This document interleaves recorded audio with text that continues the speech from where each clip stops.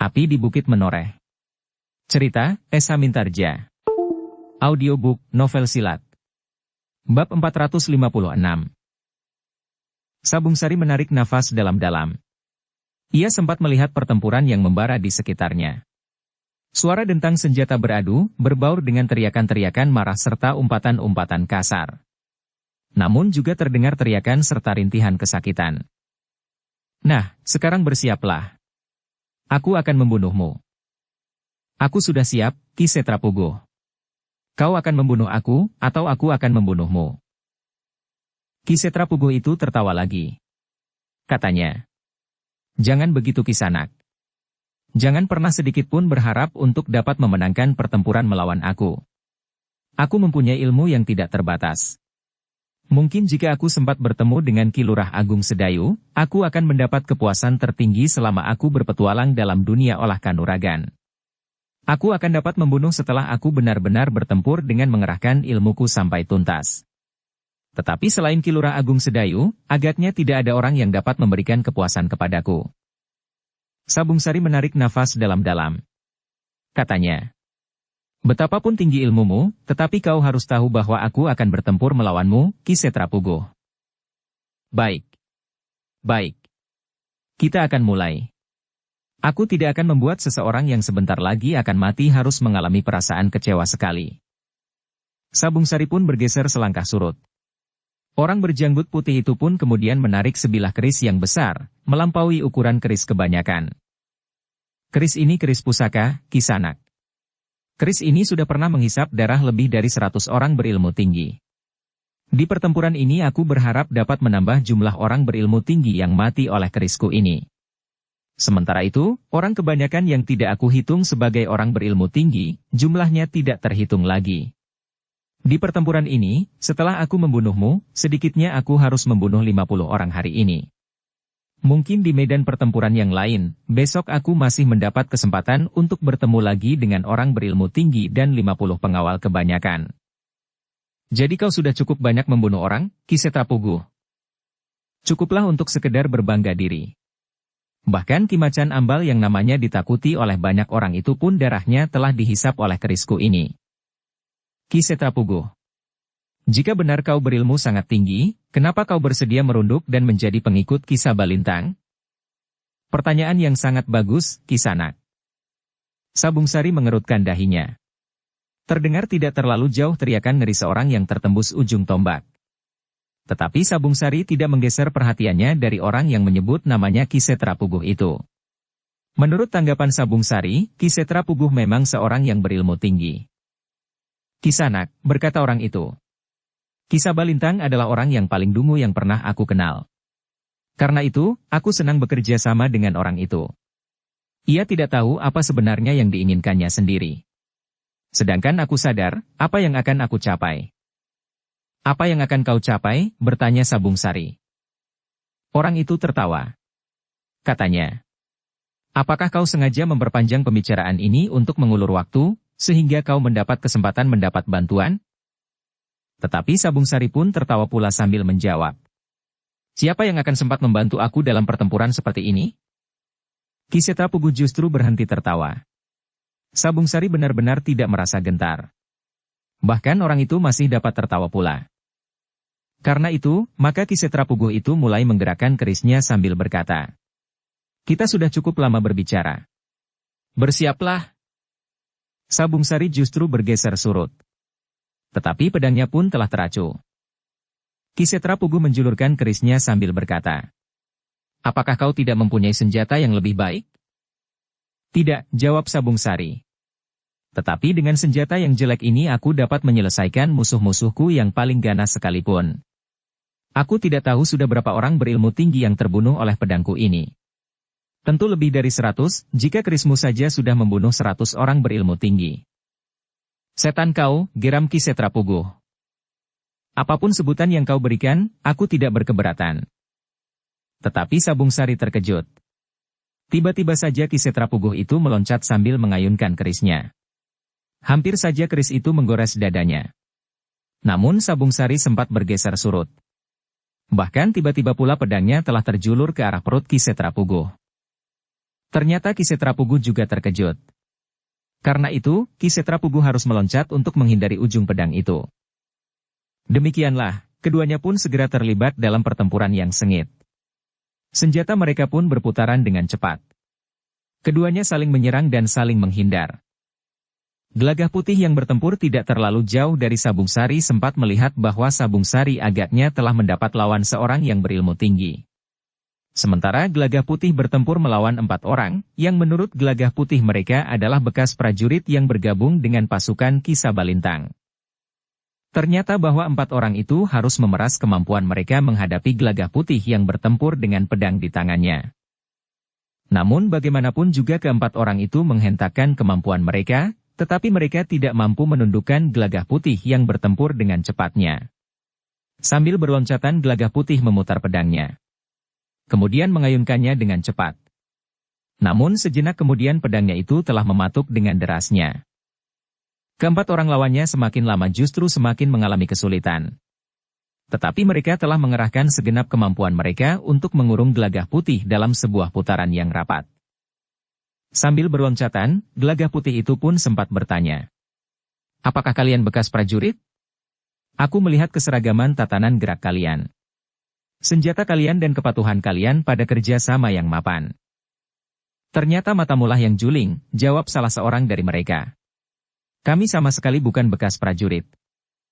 Kenapa harus ingkar? Buat apa kami ingkar jika kami memang bekas prajurit? Gelagah Putih tidak sempat menyahut karena serangan 2 orang di antara lawannya itu datang bersamaan.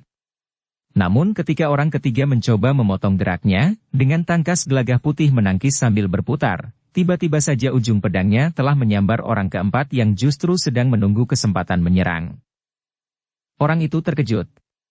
Tetapi ternyata ia masih sempat meloncat menghindari.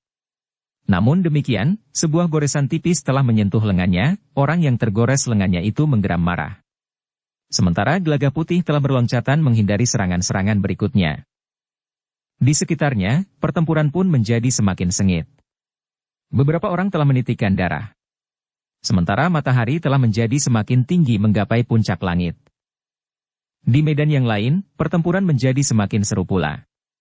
Keringat dan darah sudah mulai menetes pula membasahi bumi di perbatasan Tanah Perdikan Menoreh itu. Sementara itu, pasukan Tanah Perdikan Menoreh yang membendung arus serangan dari pasukan Ki Sabalintang yang berada di Pucang Kerep, telah bertempur dalam gelar yang utuh. Karena itu, maka kedua pasukan itu telah berbenturan dengan garis perang yang agak jelas. Meskipun garis perang itu kadang-kadang bergeser setapak-setapak. Sekali mendesak ke arah pasukan Tanah Perdikan Menoreh. Namun sekali mendesak pasukan yang dipimpin oleh Ki Sabalintang itu.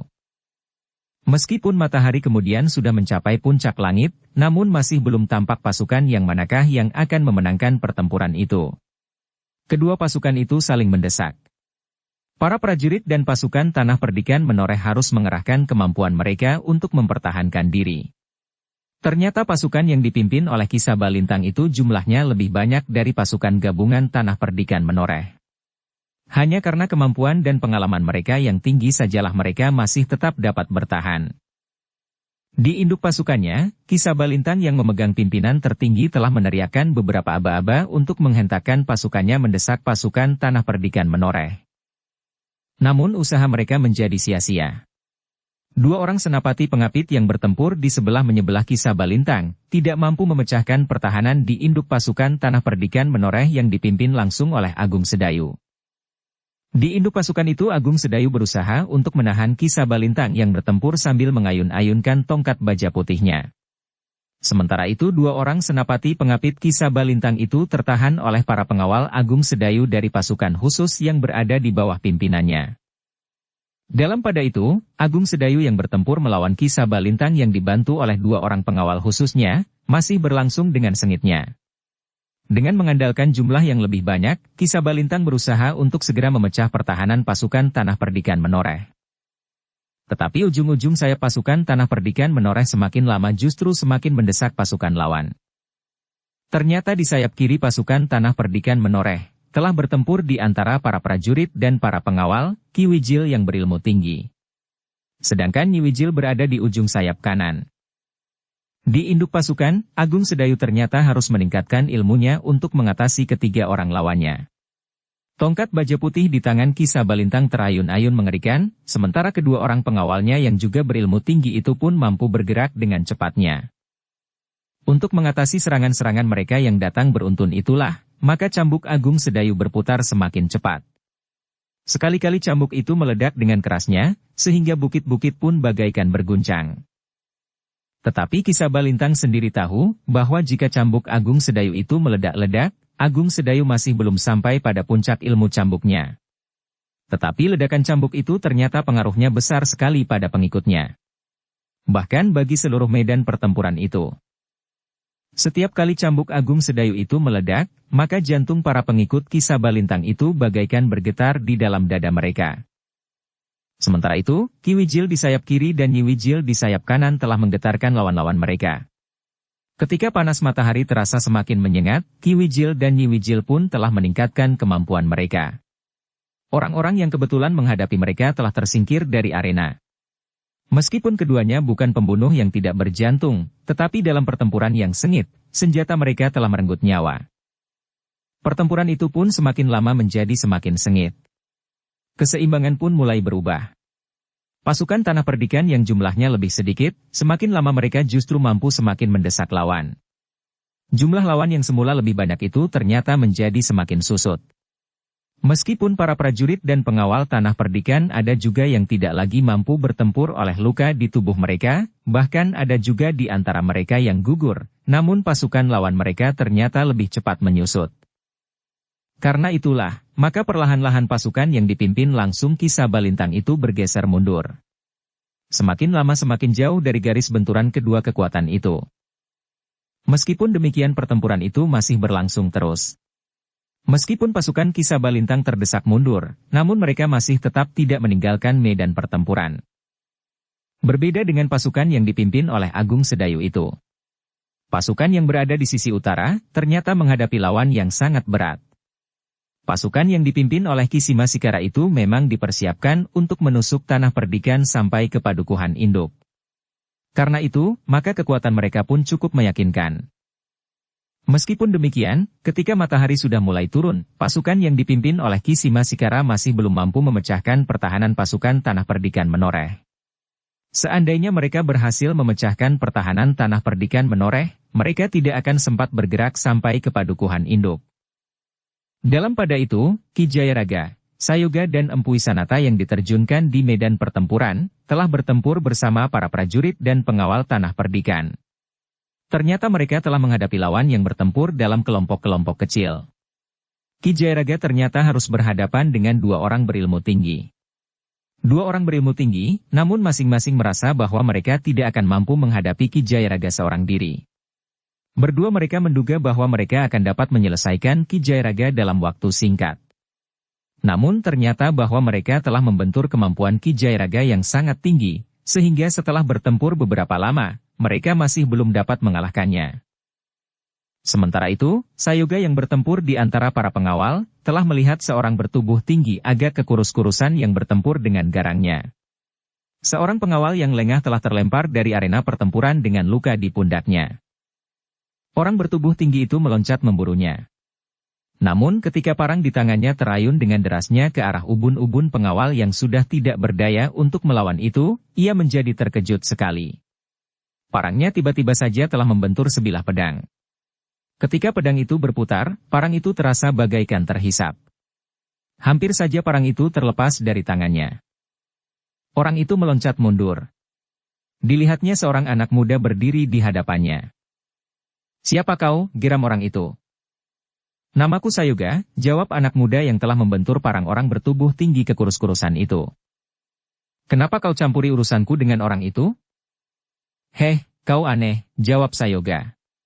Kemudian katanya, "Kita berada di medan pertempuran. Pertempuran ini urusan kita semuanya." "Persetan," geram orang itu. Tiba-tiba tangannya menebas dengan cepatnya. Ujung parang itu hampir saja menggores dada Sayoga. Namun Sayoga masih sempat mengelak dengan bergeser selangkah ke samping. Bahkan Sayoga masih sempat berkata kepada orang yang terluka itu, "Minggirlah." Kau harus segera mendapat perawatan. Tikus itu akan mati. Sayoga tidak menjawab. Tetapi ialah yang kemudian meloncat menyerang dengan menjulurkan senjatanya. Pertempuran antara keduanya pun segera berlangsung dengan sengitnya. Orang bertubuh tinggi itu menggeram dengan marahnya. Serangan-serangannya sama sekali tidak mampu menyentuh tubuh Sayoga. Bahkan senjata Sayoga lah yang terasa mulai menyentuh pakaiannya. Di sisi lain, seorang yang berkepala botak telah mendekati Empu Wisanata. Dengan nada tinggi ia bertanya. Heh, Empu. Kenapa kau berkhianat dan bahkan ikut bertempur bersama orang-orang Tanah Perdikan? Apakah aku berkhianat? Empu Wisanata itu justru bertanya. Tentu saja, dan nampaknya Empu telah menemukan kehidupan yang Empu inginkan. Jadi menurut kau, aku telah berkhianat karena aku menemukan jalan yang lebih baik dari jalanku yang pernah aku tempuh sebelumnya, karena aku sekedar ingin melindungi anakku. Orang berkepala botak itu tertawa. Katanya, jangan mengigau Empu. Aku tahu bahwa kau tentu mendapat tawaran yang lebih tinggi dari orang-orang Tanah Perdikan menoreh. Tawaran apa? Tawaran apa lagi? Katakan, kenapa kau dan anakmu perempuan itu bergabung dengan Kisah Balintang? Uang? Harapan? Atau apa lagi? Dan sekarang yang kau cari itu ditawarkan pula oleh orang-orang Tanah Perdikan. Bahkan tawaran itu lebih tinggi dari yang kau harapkan dari Kisah Balintang. Empu Wisanata tertawa pendek. Katanya, terserah saja bagaimana kau mengartikan sikapku. Tetapi sekarang aku berniat melawan kekuasaan Kisah Balintang dan orang-orang yang bergabung bersamanya. Empu, berkata orang berkepala botak itu. Empu sudah mengenal aku sebagaimana aku mengenal Empu. Karena itu, maka tinggal siapakah yang menjadi lengah, akan tersungkur di pertempuran ini. Empu Wisanata mengangguk-angguk. Katanya, baiklah. Kita akan menguji, siapakah sebenarnya yang terbaik di antara kita. Ketika orang berkepala botak itu kemudian menyerangnya, maka Empu Wisanata telah bersiap sepenuhnya. Karena itu dengan tangkasnya ia pun meloncat menghindar. Namun serang-serangan orang itu pun kemudian datang beruntun susul menyusul. Meskipun demikian Empu Wisanata sama sekali tidak terdesak karenanya. Meskipun Empu Wisanata harus meningkatkan kemampuannya, namun ia masih dapat menyelamatkan diri dari serangan-serangan yang membadai itu. Bahkan kemudian Empu Wisanata lah yang meloncat menyerang. Namun serangannya juga tidak menyentuh sasaran. Pertempuran di antara keduanya semakin lama menjadi semakin sengit. Sementara itu, pasukan yang sangat kuat itu ternyata telah mampu mendesak pasukan Tanah Perdikan menoreh. Perlahan-lahan garis pertempuran pun bergeser, sehingga semakin lama semakin dalam memasuki perbatasan Tanah Perdikan. Sebenarnya lah bahwa pasukan Tanah Perdikan menoreh di sisi utara itu memang terdesak. Kekuatan lawan yang besar, ternyata sulit untuk dibendung. Sementara itu orang-orang berilmu tinggi yang ada di pertahanan sebelah utara itu terikat dalam pertempuran yang garang. Prastawa yang memimpin pasukan itu menjadi sangat marah. Tetapi ia tidak dapat berbuat sendiri. Bagaimanapun juga Prastawa harus memperhitungkan kemungkinan-kemungkinan yang dapat terjadi dalam pasukannya. Tekanan pasukan lawan itu memang terasa sangat berat menekan pasukannya. Seorang penghubung berkuda dengan cepat melaporkan keadaan itu kepada Ki Gede, yang dengan cepat telah menanggapinya pula. Ia pun segera memerintahkan penghubung itu untuk membawa sekelompok pasukan cadangan. Aku akan membawa pasukan itu, berkata Ki Argajaya. Kau tetap di sini Argajaya, berkata Ki Gede. Tetapi keadaan itu menjadi sangat gawat.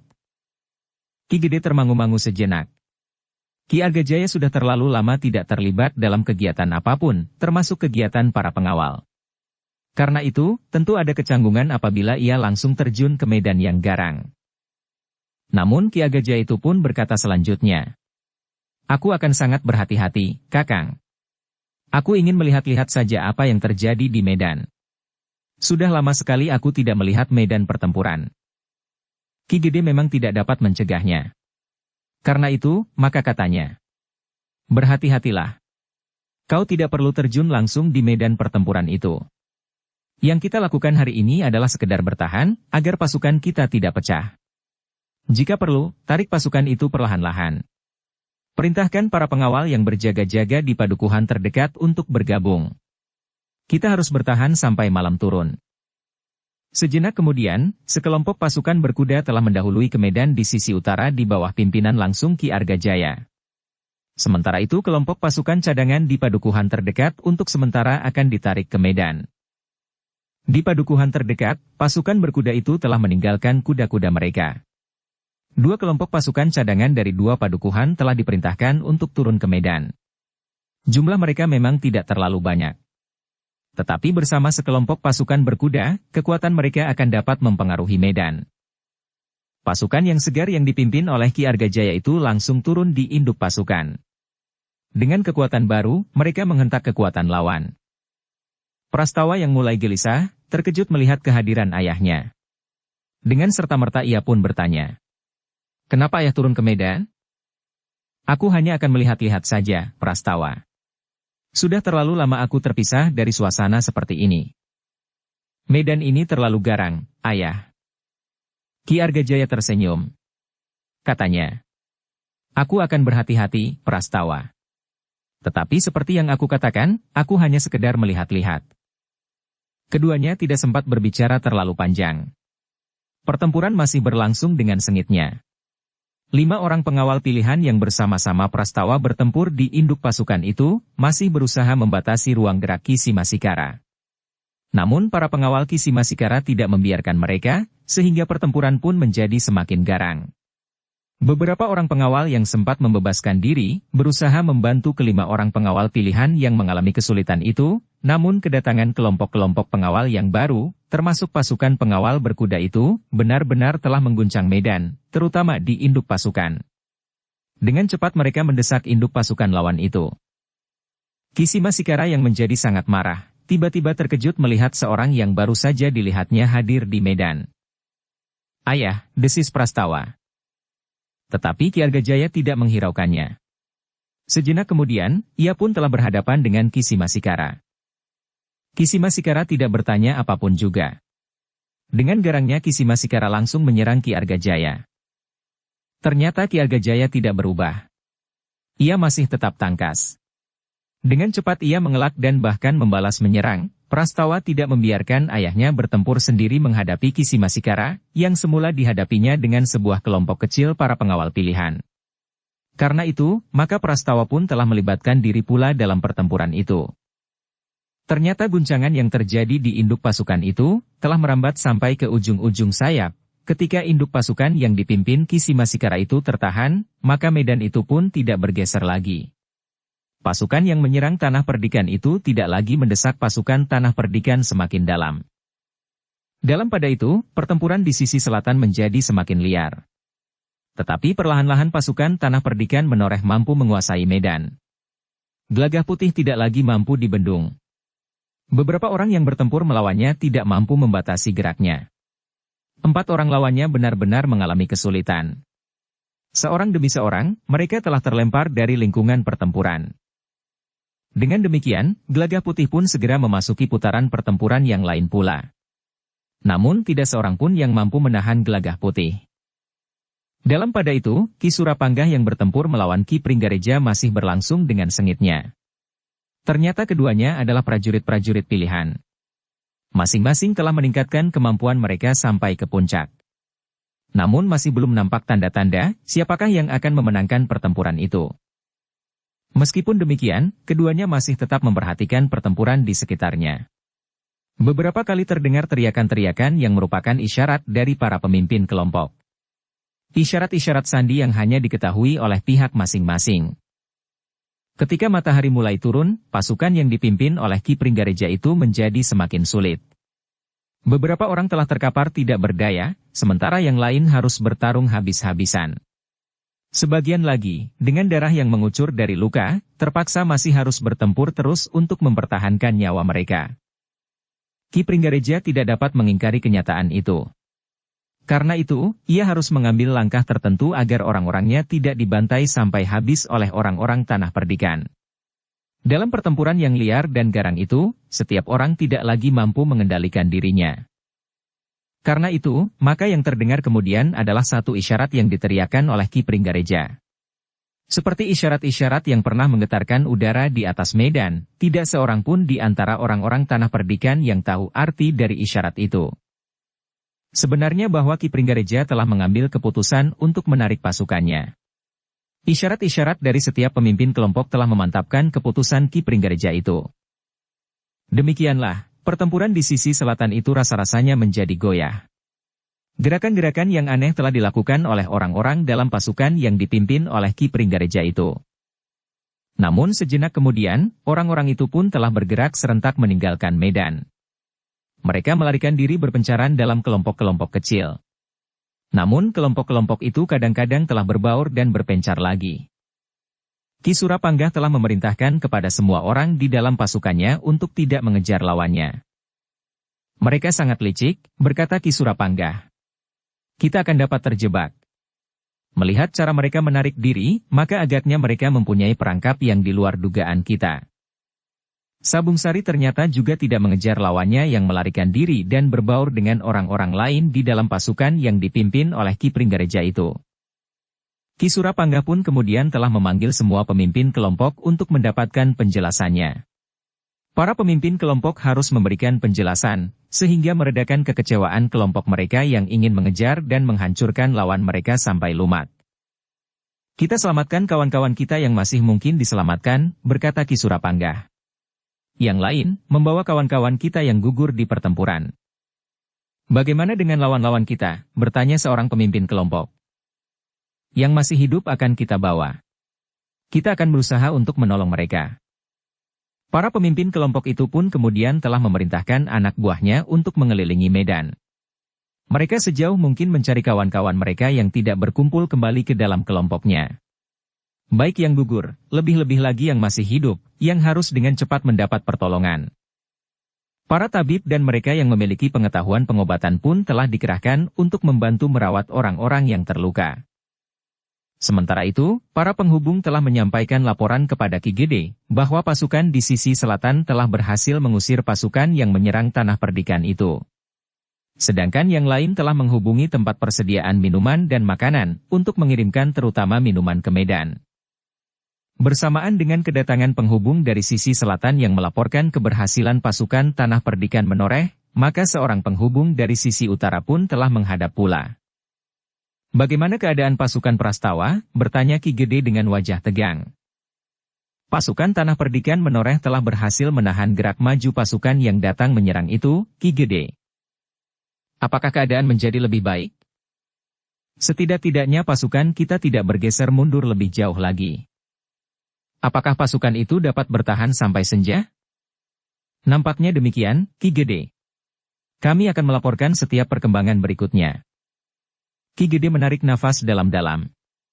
Sementara itu penghubung yang datang dari Medan di bagian selatan Tanah Perdikan itu pun telah melaporkan perkembangan terakhir serta keberhasilan pasukan Tanah Perdikan menoreh menghalau pasukan yang dipimpin oleh Ki Pringgareja itu. Kita wajib mengucap syukur, berkata Ki Gede. Mudah-mudahan di medan yang lain, pasukan Tanah Perdikan menoreh juga berhasil menguasai medan.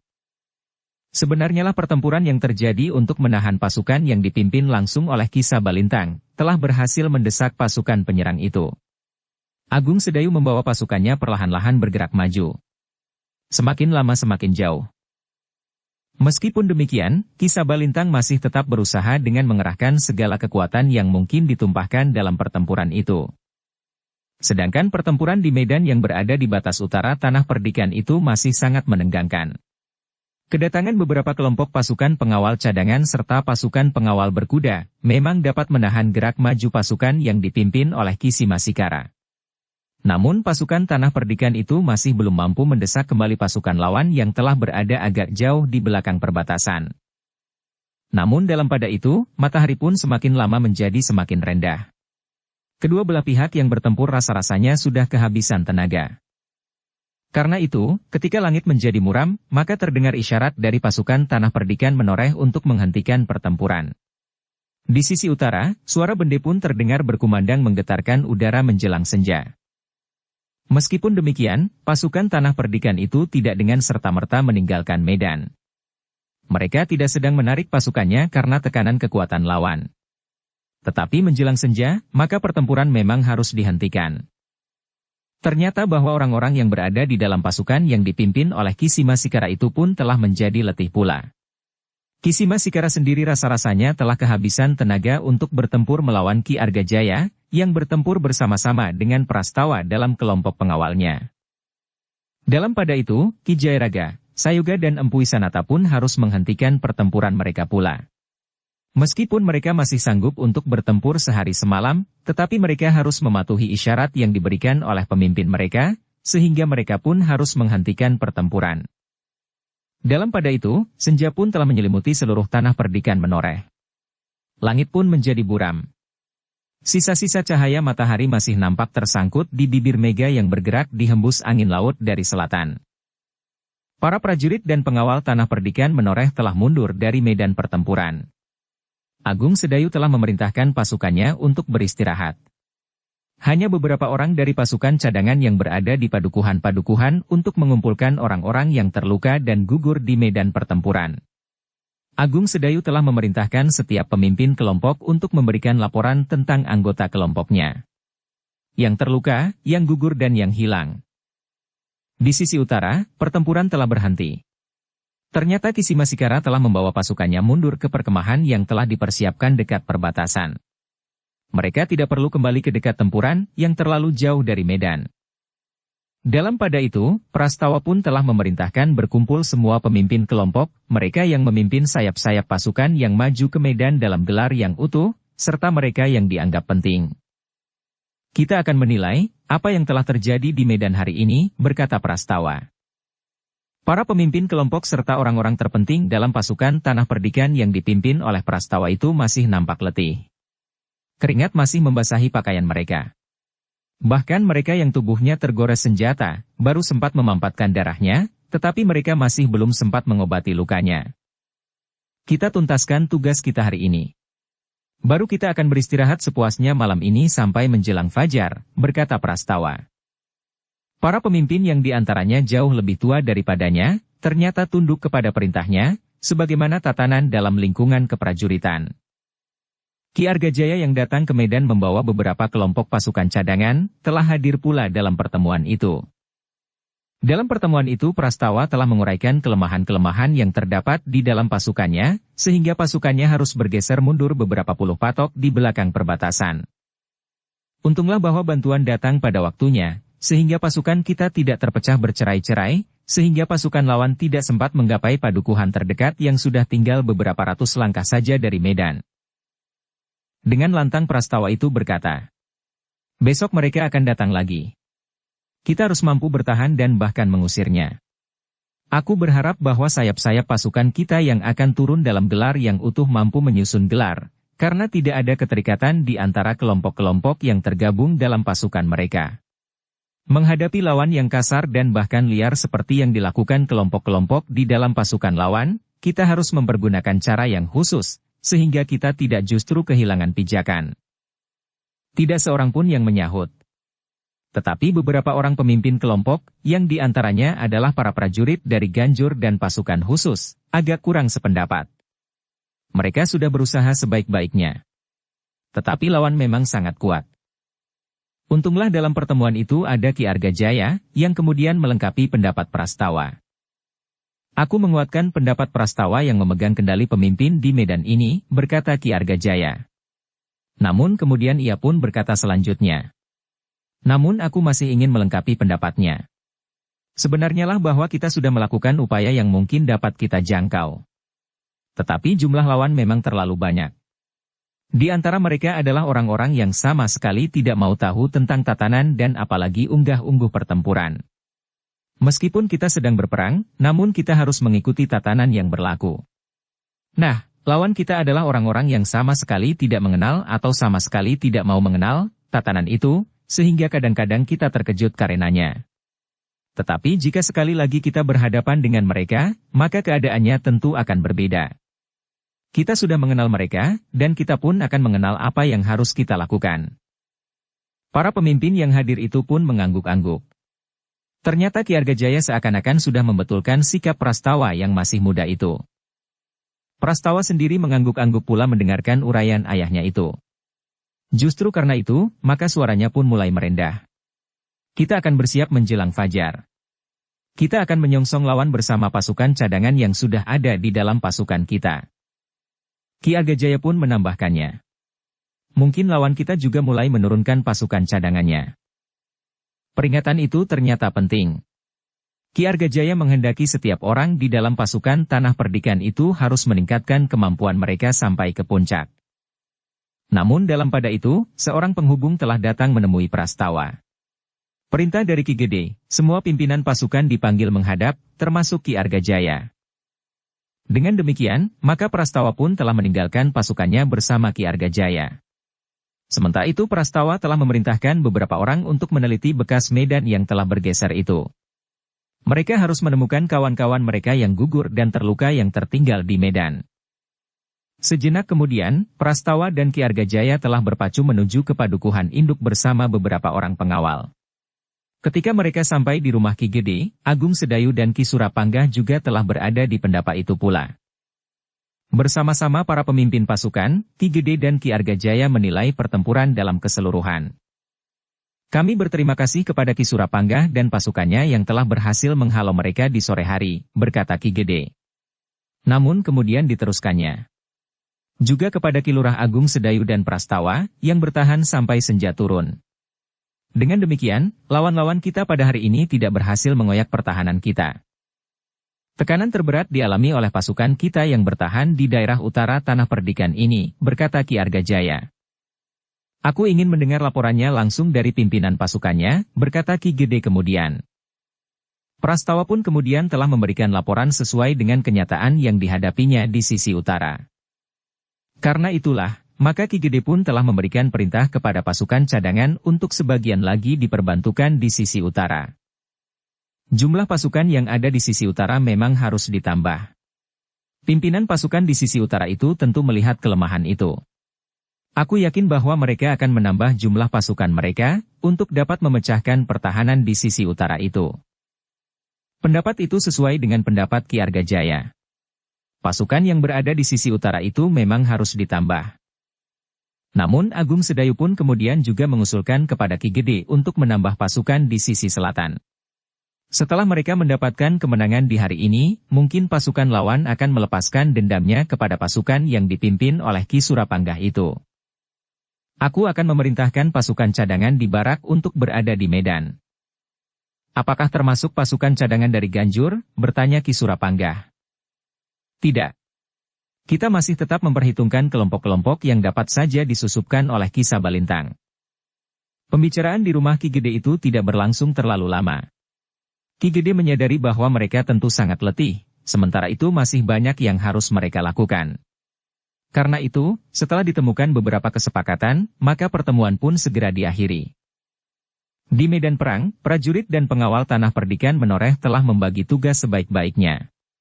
Sebagian masih berada di medan untuk mencari kawan-kawan mereka yang terluka dan yang gugur di pertempuran. Yang lain membantu merawat kawan-kawan mereka yang terluka, sedangkan yang lain lagi melakukan pengawasan. Namun pada dasarnya setiap orang harus mendapat kesempatan untuk beristirahat secukupnya. Namun menjelang tengah malam, seorang petugas sandi yang mengawasi pasukan Ki Sabalintang yang sebelumnya membuat persiapan dan ancang-ancang dari Pucang Kerep, dan yang kemudian menarik diri ke perkemahan yang mereka buat sekedarnya, telah melaporkan bahwa mereka tidak melihat persiapan khusus untuk menyerang kembali pada hari berikutnya. Awasi mereka terus, perintah Agung Sedayu. Jangan salah mengartikan sikap lawan. Jika kau terkecoh, maka akibatnya dapat menjadi pahit sekali bagi pasukan ini. Petugas itu mengangguk sambil menjawab. Baik, Ki Lurah. Dalam pada itu, sebenarnya lah Ki Sabalintang juga mengadakan pertemuan dengan para pemimpin pasukannya. Seorang yang disebutnya Ki Darpatanaya pun berkata, aku sudah mengatakan bahwa kita jangan tergesa-gesa. Kalian mencoba untuk memanfaatkan hari ketiga untuk merunduk pasukan Tanah Perdikan Menoreh, yang aku yakin bahwa mereka bertempur bersama-sama prajurit dari pasukan khusus. Sementara pasukan yang telah membuat ancang-ancang dari Pucang Kerep telah didesak oleh pasukan Tanah Perdikan yang dipimpin langsung oleh Ki Lurah Agung Sedayu, yang sehari-hari menjabat sebagai pemimpin pasukan khusus di Tanah Perdikan ini. Sedangkan pasukan yang bertempur di sisi utara seharusnya mampu memecahkan pasukan Tanah Perdikan, menghancurkannya dan menduduki salah satu padukuhan sebagai landasan untuk bergerak maju ke padukuhan induk. Tetapi pasukan itu pun telah gagal. Mereka akhirnya tertahan, sehingga terpaksa kembali pada perkemahan darurat itu lagi. Kisah Balintang mengangguk-angguk. Katanya, ada yang luput dari pengamatan kita. Ternyata pasukan Tanah Perdikan Menoreh telah siap sepenuhnya, meskipun mereka masih mempunyai 1 hari lagi. Mereka bukan orang-orang bodoh, berkata Ki Darpatanaya. Sayang aku tidak dapat ikut dalam pembicaraan di saat terakhir kalian akan mulai. Nah, sekarang aku pun memperingatkan kalian lagi. Jangan tergesa-gesa. Maksud Ki Darpatanaya, berkata Ki Sabalintang. Kalian tidak perlu bergerak lagi esok pagi. Kenapa? Kalian harus benar-benar bersiap. Kalian tidak boleh gagal lagi seperti hari ini. Berapa orang harus kau korbankan tanpa hasil apapun juga? Tetapi para pengawal Tanah Perdikan juga menyusut. Banyak di antara mereka yang terbunuh di medan. Bertanyalah kepada Ki Pringgareja. Apa yang telah terjadi dengan pasukannya, berkata Ki Darpatanaya. Bertanyalah kepada dirimu sendiri. Apalagi seseorang telah memberitahukan kepadaku bahwa ia telah melihat Sri Gunting Kuning di medan. Jika pada saat ini masih nampak Sri Gunting Kuning, tentu Sri Gunting Kuning yang putih. Bukan Sri Gunting Kuning yang hitam, meskipun ciri-cirinya hampir bersamaan. Ki Sabalintang mengangguk-angguk. Katanya, ya, pasukanku telah dikacaukan oleh seorang perempuan dengan ciri-ciri Sri Gunting Kuning. Sementara itu Ki Lurah Agung Sedayu masih belum meningkatkan ilmunya sampai ke puncak. Orang-orangmu yang bodoh menjadi terkejut dan gemetar mendengar ledakan cambuk Ki Lurah, sebagaimana diceritakan oleh pengawalmu. Kebodohan itu telah membuat pasukanmu kacau. Aku sudah memberitahukan bahwa mereka tidak perlu takut mendengar ledakan cambuk Agung Sedayu yang bagaikan meruntuhkan perbukitan. Justru itu pertanda bahwa ia masih belum meningkatkan ilmunya sampai ke puncak. Namun seorang yang berkumis tipis berdesis. Kami tidak menjadi gemetar karena ledakan cambuk yang bagaikan mengguncang langit itu. Justru karena kami tahu bahwa ledakan itu masih belum merupakan puncak ilmunya. Karena itu kami justru membayangkan bahwa sebelum Ki Lurah sampai ke puncak ilmunya, getar cambuknya sudah mengguncang langit. Kau memang dungu, bentak Ki Darpatanaya. Dalam puncak ilmunya cambuk itu tidak akan meledak-ledak lagi. Bahkan seakan-akan berdesis pun tidak. Dukung channel Novel Silat dengan subscribe, follow, like, komen dan share. Itulah yang kami cemaskan. Tanpa mendengar dan merasakan getar apapun juga, tahu-tahu leher kami sudah terkoyak dan bahkan nyaris putus. Ki Darpatanaya menggeram sambil menarik baju orang itu. Getar itu akan dapat menghentikan jantungmu. Tetapi jika kau memang menjadi ketakutan, kau tidak usah pergi ke medan. Aku dapat membunuhmu sekarang. Dan kau akan terbebas dari perasaan takut itu. Jangan, pinta orang itu dengan tubuh gemetar. Aku tidak bermaksud untuk menghindari pertempuran itu. Aku hanya ingin memperingatkan bahwa kita akan berhadapan dengan kekuatan yang sangat besar. Aku sudah tahu. Ki Sabalintang sudah tahu, semua orang sudah tahu. Aku tahu bahwa aku tidak akan berhadapan dengan Agung Sedayu. Aku justru mencemaskan orang yang akan menjadi lawannya, jika ia akan mengerahkan puncak kemampuannya. Setan kau! Kau kira peringatan yang kau berikan itu akan berarti? Orang itu tidak menjawab. Sementara Ki Darpatanaya melepaskan baju orang itu. Namun orang itu didorongnya hingga jatuh telentang. Pertemuan itu akhirnya memutuskan bahwa pasukan Ki Sabalintang tidak akan bergerak di keesokan harinya. Mereka harus menyusun kembali segala kekuatan yang ada. Jika mereka kemudian bergerak, maka mereka harus dapat menghancurkan pasukan Tanah Perdikan Menoreh. Kalian sudah tahu seberapa besar kekuatan Tanah Perdikan. Aku kira Tanah Perdikan Menoreh sudah mengerahkan segenap kekuatannya, sehingga jika saatnya kita menyerang dengan mengerahkan segenap kekuatan, maka pertahanan Tanah Perdikan akan dapat kita pecahkan. Ki Sabalintang mengangguk-angguk. Katanya, baiklah. Kita mempunyai waktu yang panjang untuk menyusun kembali kekuatan, esok pagi. Semua orang harus pergi ke medan. Mereka yang berada di dapur, mereka yang ditugaskan untuk merawat orang-orang yang terluka, mereka yang mengurus perlengkapan dan semua orang. Setidak-tidaknya setelah tugas mereka masing-masing mereka selesaikan, maka mereka harus turun ke medan. Orang-orang yang datang bersamaku pun akan ikut turun ke medan pula. Ya, sahut Ki Sabalintang. Aku mengerti. Mereka akan merupakan dukungan kekuatan yang cukup besar. Jika serangan kita gagal lagi, maka kedudukan kita akan menjadi semakin sulit. Harapan kita menjadi semakin kabur. Kita akan berhasil, geram Ki Sabalintang. Kita harus benar-benar bekerja keras. Kita harus mampu setidak-tidaknya menduduki sebagian besar wilayah tanah perdikan menoreh. Selanjutnya, sebagian yang lain akan dengan mudah kita tundukkan. Apalagi jika kita dapat langsung menguasai padukuhan induk, berkata Ki Darpatenaya. Kesepakatan itu pun kemudian segera tersebar. Ketika para pemimpin pasukan kembali ke daerah tugas masing-masing, maka perintah untuk menunda serangan itu pun telah disampaikan kepada semua orang. Karena itu, orang-orang yang masih saja dicekam oleh ketegangan perang itu sempat beristirahat. Mereka dapat tidur dengan nyenyak tanpa dikejar-kejar oleh waktu. Mereka tidak usah bangun menjelang fajar dan dengan tergesa-gesa makan sekenyang-kenyangnya sebelum memasuki gelar perang. Suasana itu ternyata sempat ditangkap oleh para petugas sandi dari tanah perdikan menoreh. Apalagi para petugas sandi dari barak pasukan khusus. Mereka memperkuat laporan sebelumnya bahwa pasukan Ki Sabalintang di semua medan tidak akan segera menyerang. Besok mereka tidak akan datang, lapor salah seorang petugas sandi kepada Agung Sedayu.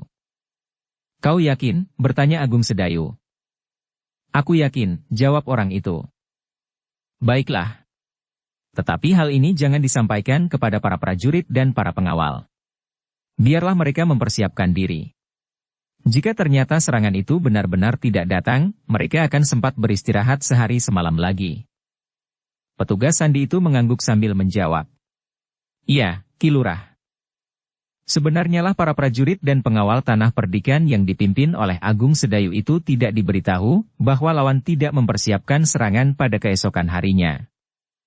Suasana yang sama telah ditangkap pula orang para petugas sandi di sisi selatan dan utara. Namun kebijaksanaan pimpinan pasukan ternyata tidak sama. Prastawa tidak merahasiakan laporan itu. Tetapi ia masih memerintahkan agar para prajurit dan pengawal bersiap-siap jika ada perubahan keadaan. Demikian pula Ki Surapanggah. Ki Surapanggah juga membiarkan orang-orangnya mengetahui bahwa agaknya lawan akan menunda serangannya. Sementara itu, baru ketika cahaya fajar mulai membayang di langit, serta tidak ada tanda-tanda serangan yang bakal datang, Agung Sedayu memastikan bahwa serangan lawan memang ditunda.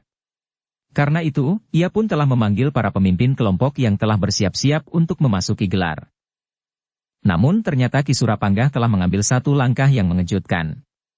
Setelah berbicara dengan Gelagah Putih dan Sabung Sari agak lama, maka Ki Surapanggah telah memerintahkan 2 orang penghubung berkuda untuk menghadap Ki Gede.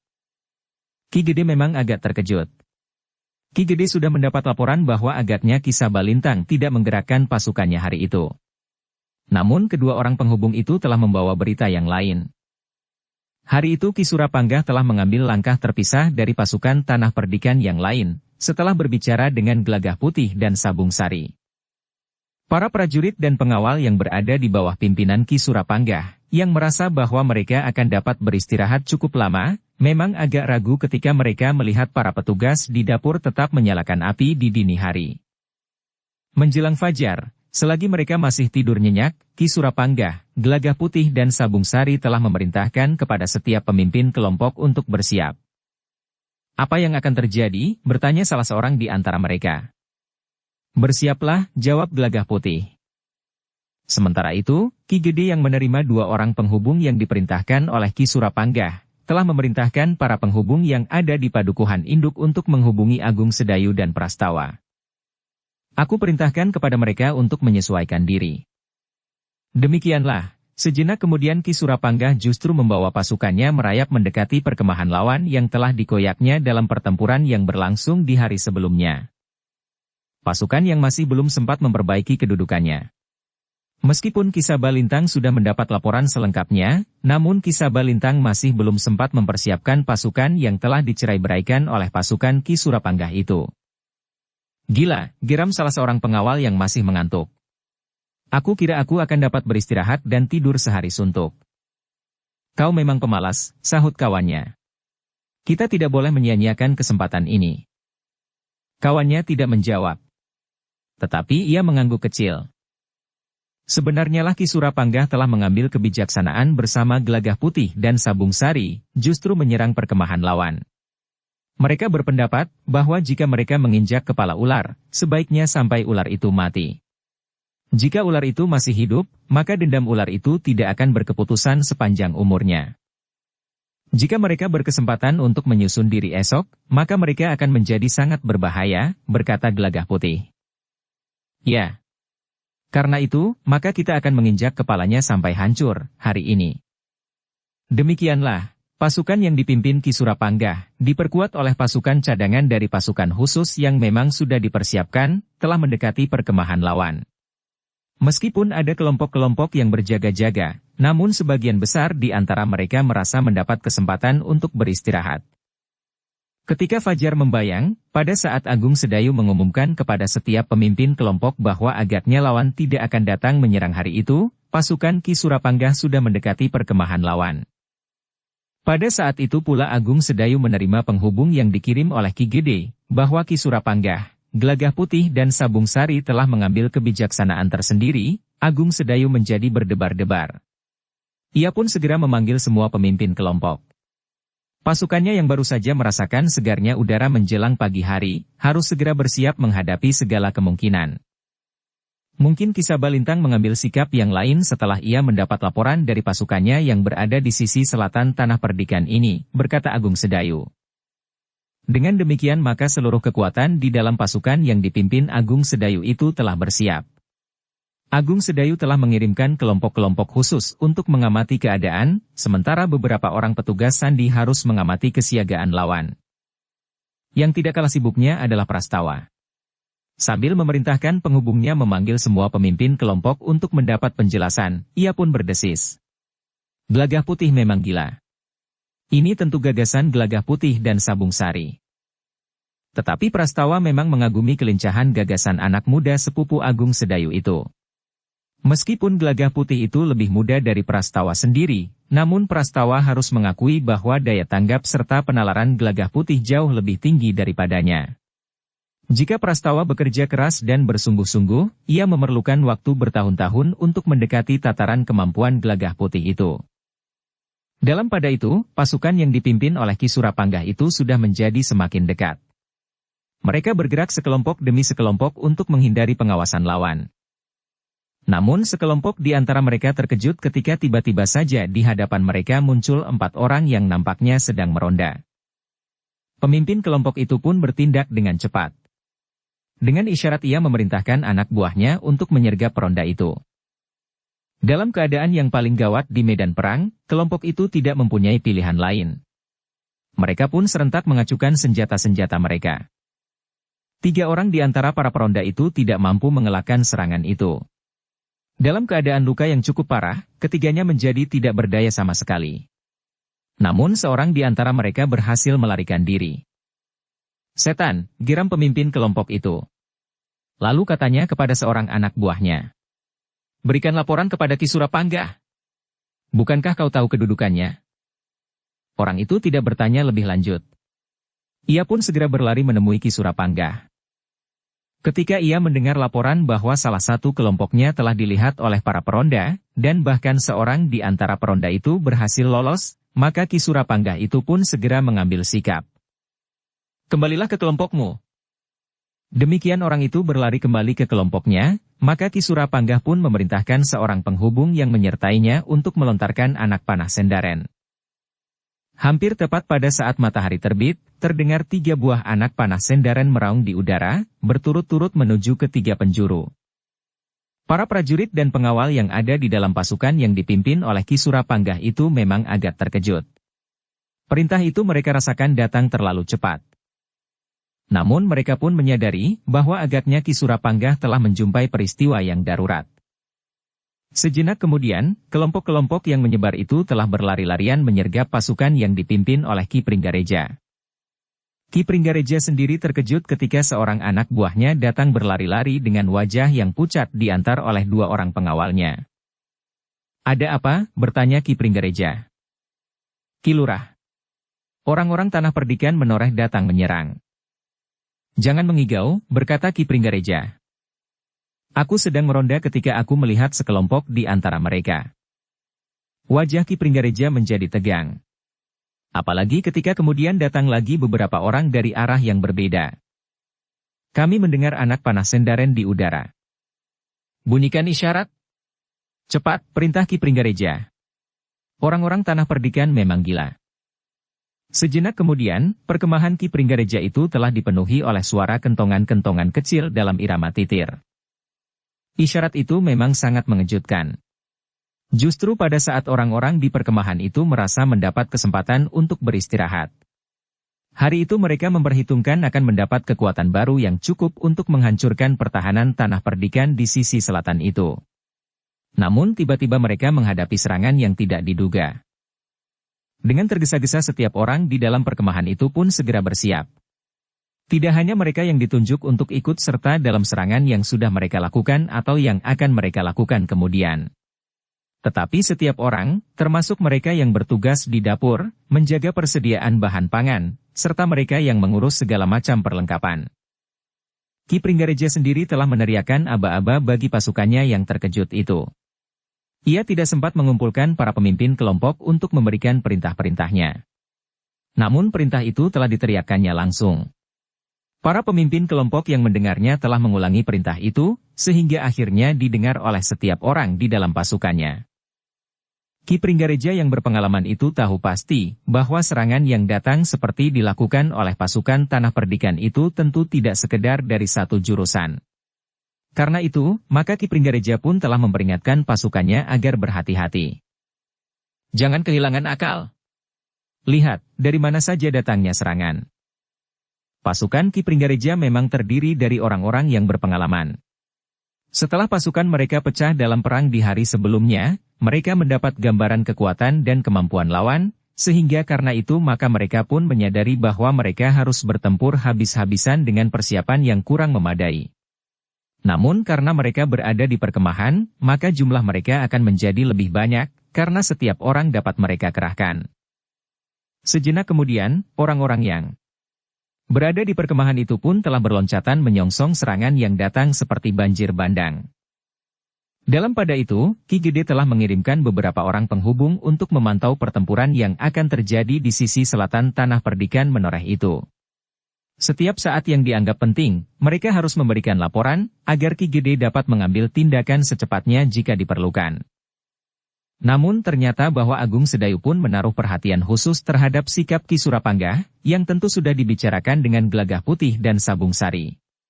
Selain mengirimkan 2 orang penghubung berkuda ke selatan, Agung Sedayu pun mengirimkan beberapa petugas sandi untuk mengawasi, apakah ada gerak pasukan Ki Sabalintang.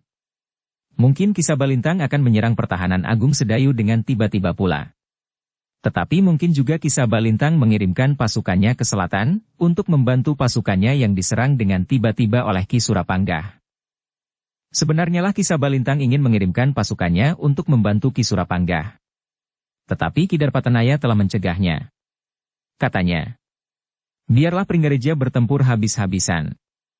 Seandainya pasukannya dilumatkan oleh orang-orang Tanah Perdikan, namun orang-orang Tanah Perdikan yang menghadapinya tentu akan menjadi parah pula.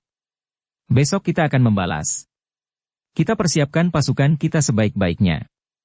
Kita akan melumatkan pertahanan pasukan Tanah Perdikan yang ada di hadapan kita dan pasukan Tanah Perdikan yang ada di bagian utara, yang akan menghadapi pasukan Simasikara. Ternyata Ki Sabalintang sependapat. Diurungkannya niatnya untuk membantu Ki Pringgareja. Ki Sabalintang hanya mengirimkan 2 orang penghubung untuk mengikuti penghubung yang dikirim Ki Pringgareja, untuk memberikan laporan tentang keadaan pasukannya di sisi selatan itu. Sementara itu, pasukan yang dipimpin oleh Ki Surapanggah telah berbenturan dengan pasukan Ki Pringgareja. Benturan yang keras antara 2 pasukan yang terdiri dari orang-orang yang telah mempunyai pengalaman yang luas itu, telah menyalakan api pertempuran yang sangat seru. Pasukan Ki Pringgareja yang telah mengalami kesulitan dalam pertempuran sebelumnya itu, menjadi lebih berhati-hati. Tetapi dendam yang menyala di jantung mereka telah membuat mereka semakin geram. Sementara itu, semua orang yang ada di perkemahan itu telah dikerahkan pula. Mereka tinggalkan tugas-tugas mereka yang lain. Tugas mereka di dapur, tugas mereka mengurusi perbekalan, tugas mereka memelihara peralatan dan senjata, serta tugas-tugas mereka yang lain. Semua orang telah turun ke medan pertempuran melawan orang-orang Tanah Perdikan menoreh. Ki Pringgareja sendiri segera turun ke medan pertempuran. Ia sama sekali tidak mengekang diri lagi. Senjatanya berputaran dengan garangnya. Namun Ki Surapanggah tidak membiarkan orang-orangnya dicerai-beraikan oleh Ki Pringgareja. Dengan tangkasnya Ki Surapanggah pun kemudian telah bersiap untuk menghadapinya. Sejenak kemudian, keduanya pun telah berhadapan. Dengan geram Ki Pringgareja pun berkata, "Jadi inikah sifat dan watak para pengawal tanah perdikan Menoreh?" "Kenapa?" bertanya Ki Surapanggah. "Kalian hanya berani merunduk. Kenapa kalian tidak berani beradu dada? Jadi, apakah yang telah kami lakukan? Bukankah pasukan kita telah berbenturan? Apalagi? Tetapi hari ini seharusnya tidak ada pertempuran. Kau tahu bahwa kami berniat beristirahat hari ini. Justru kalian telah merunduk dan menikam kami dengan diam-diam. Siapa yang menentukan, apakah hari ini akan ada pertempuran atau tidak?" "Kami sengaja tidak menyerang hari ini," sahut Ki Pringgareja. "Apakah hanya kau yang berhak menyerang, sedangkan pasukan tanah perdikan hanya dapat bertahan? Kamilah yang datang menyerang tanah perdikan Menoreh." "Kau memang lucu, Kisanak. Tetapi apapun namanya, kami telah datang menyerang. Ketika kami mempersiapkan diri di medan, kami tidak menjumpai lawan kami. Karena itu maka kami telah mencarinya, dan menemukan kalian di sini. Tetapi kau akan menyesal bahwa kau telah masuk ke dalam sarang serigala. Kau dan orang-orangmu akan dicincang habis di sini." Ki Surapanggah mulai memutar senjatanya. Katanya, "Jangan takabur, Kisanak. Aku datang dengan pasukan yang berpengalaman. Karena itu, kita akan melihat siapakah yang akan memenangkan pertempuran ini." Ki Pringgareja tidak menunggu lebih lama lagi. Senjatanya pun segera terayun mendatar menggapai dada Ki Surapanggah. Namun Ki Surapanggah telah bersiap sepenuhnya. Karena itu, maka dengan cepat ia pun meloncat mengelakkan serangan itu. Bahkan senjatanya lah yang kemudian terjulur ke arah jantung. Demikianlah, keduanya pun segera terlibat dalam pertempuran yang sengit. Demikian pula setiap orang dalam kedua pasukan yang sedang bertempur dengan mengerahkan segenap kemampuan mereka itu. Orang-orang yang berada di dalam pasukan Ki Pringgareja adalah orang-orang yang mendendam. Bukan sekedar kekalahan mereka di hari sebelumnya. Bukan pula karena mereka telah disergap justru saat mereka sedang beristirahat. Tetapi mereka mendendam sejak mereka berangkat ke perkemahan mereka. Bahkan sebelumnya, orang-orang yang bergabung dalam pasukan Ki Sabalintang sebagian besar memang orang-orang yang melihat satu kemungkinan yang terbuka dengan memanfaatkan orang-orang yang mendendam itu. Karena itu, maka orang-orang yang berada di dalam pasukan Ki Pringgareja, apakah ia bekas seorang prajurit, atau seorang yang berasal dari sebuah perguruan, atau bahkan bekas para perampok sekalipun, telah bertempur habis-habisan. Mereka memang berniat untuk menghancurkan para pengawal tanah perdikan Menoreh. Namun ada pula di antara mereka yang sama sekali tidak mengerti kenapa mereka harus berperang. Namun orang-orang yang demikian, sebenarnya lah orang-orang yang melihat secercah harapan, meskipun mereka tidak tahu pasti apa yang ada di seberang pertempuran yang besar itu, apabila mereka dapat memenangkannya.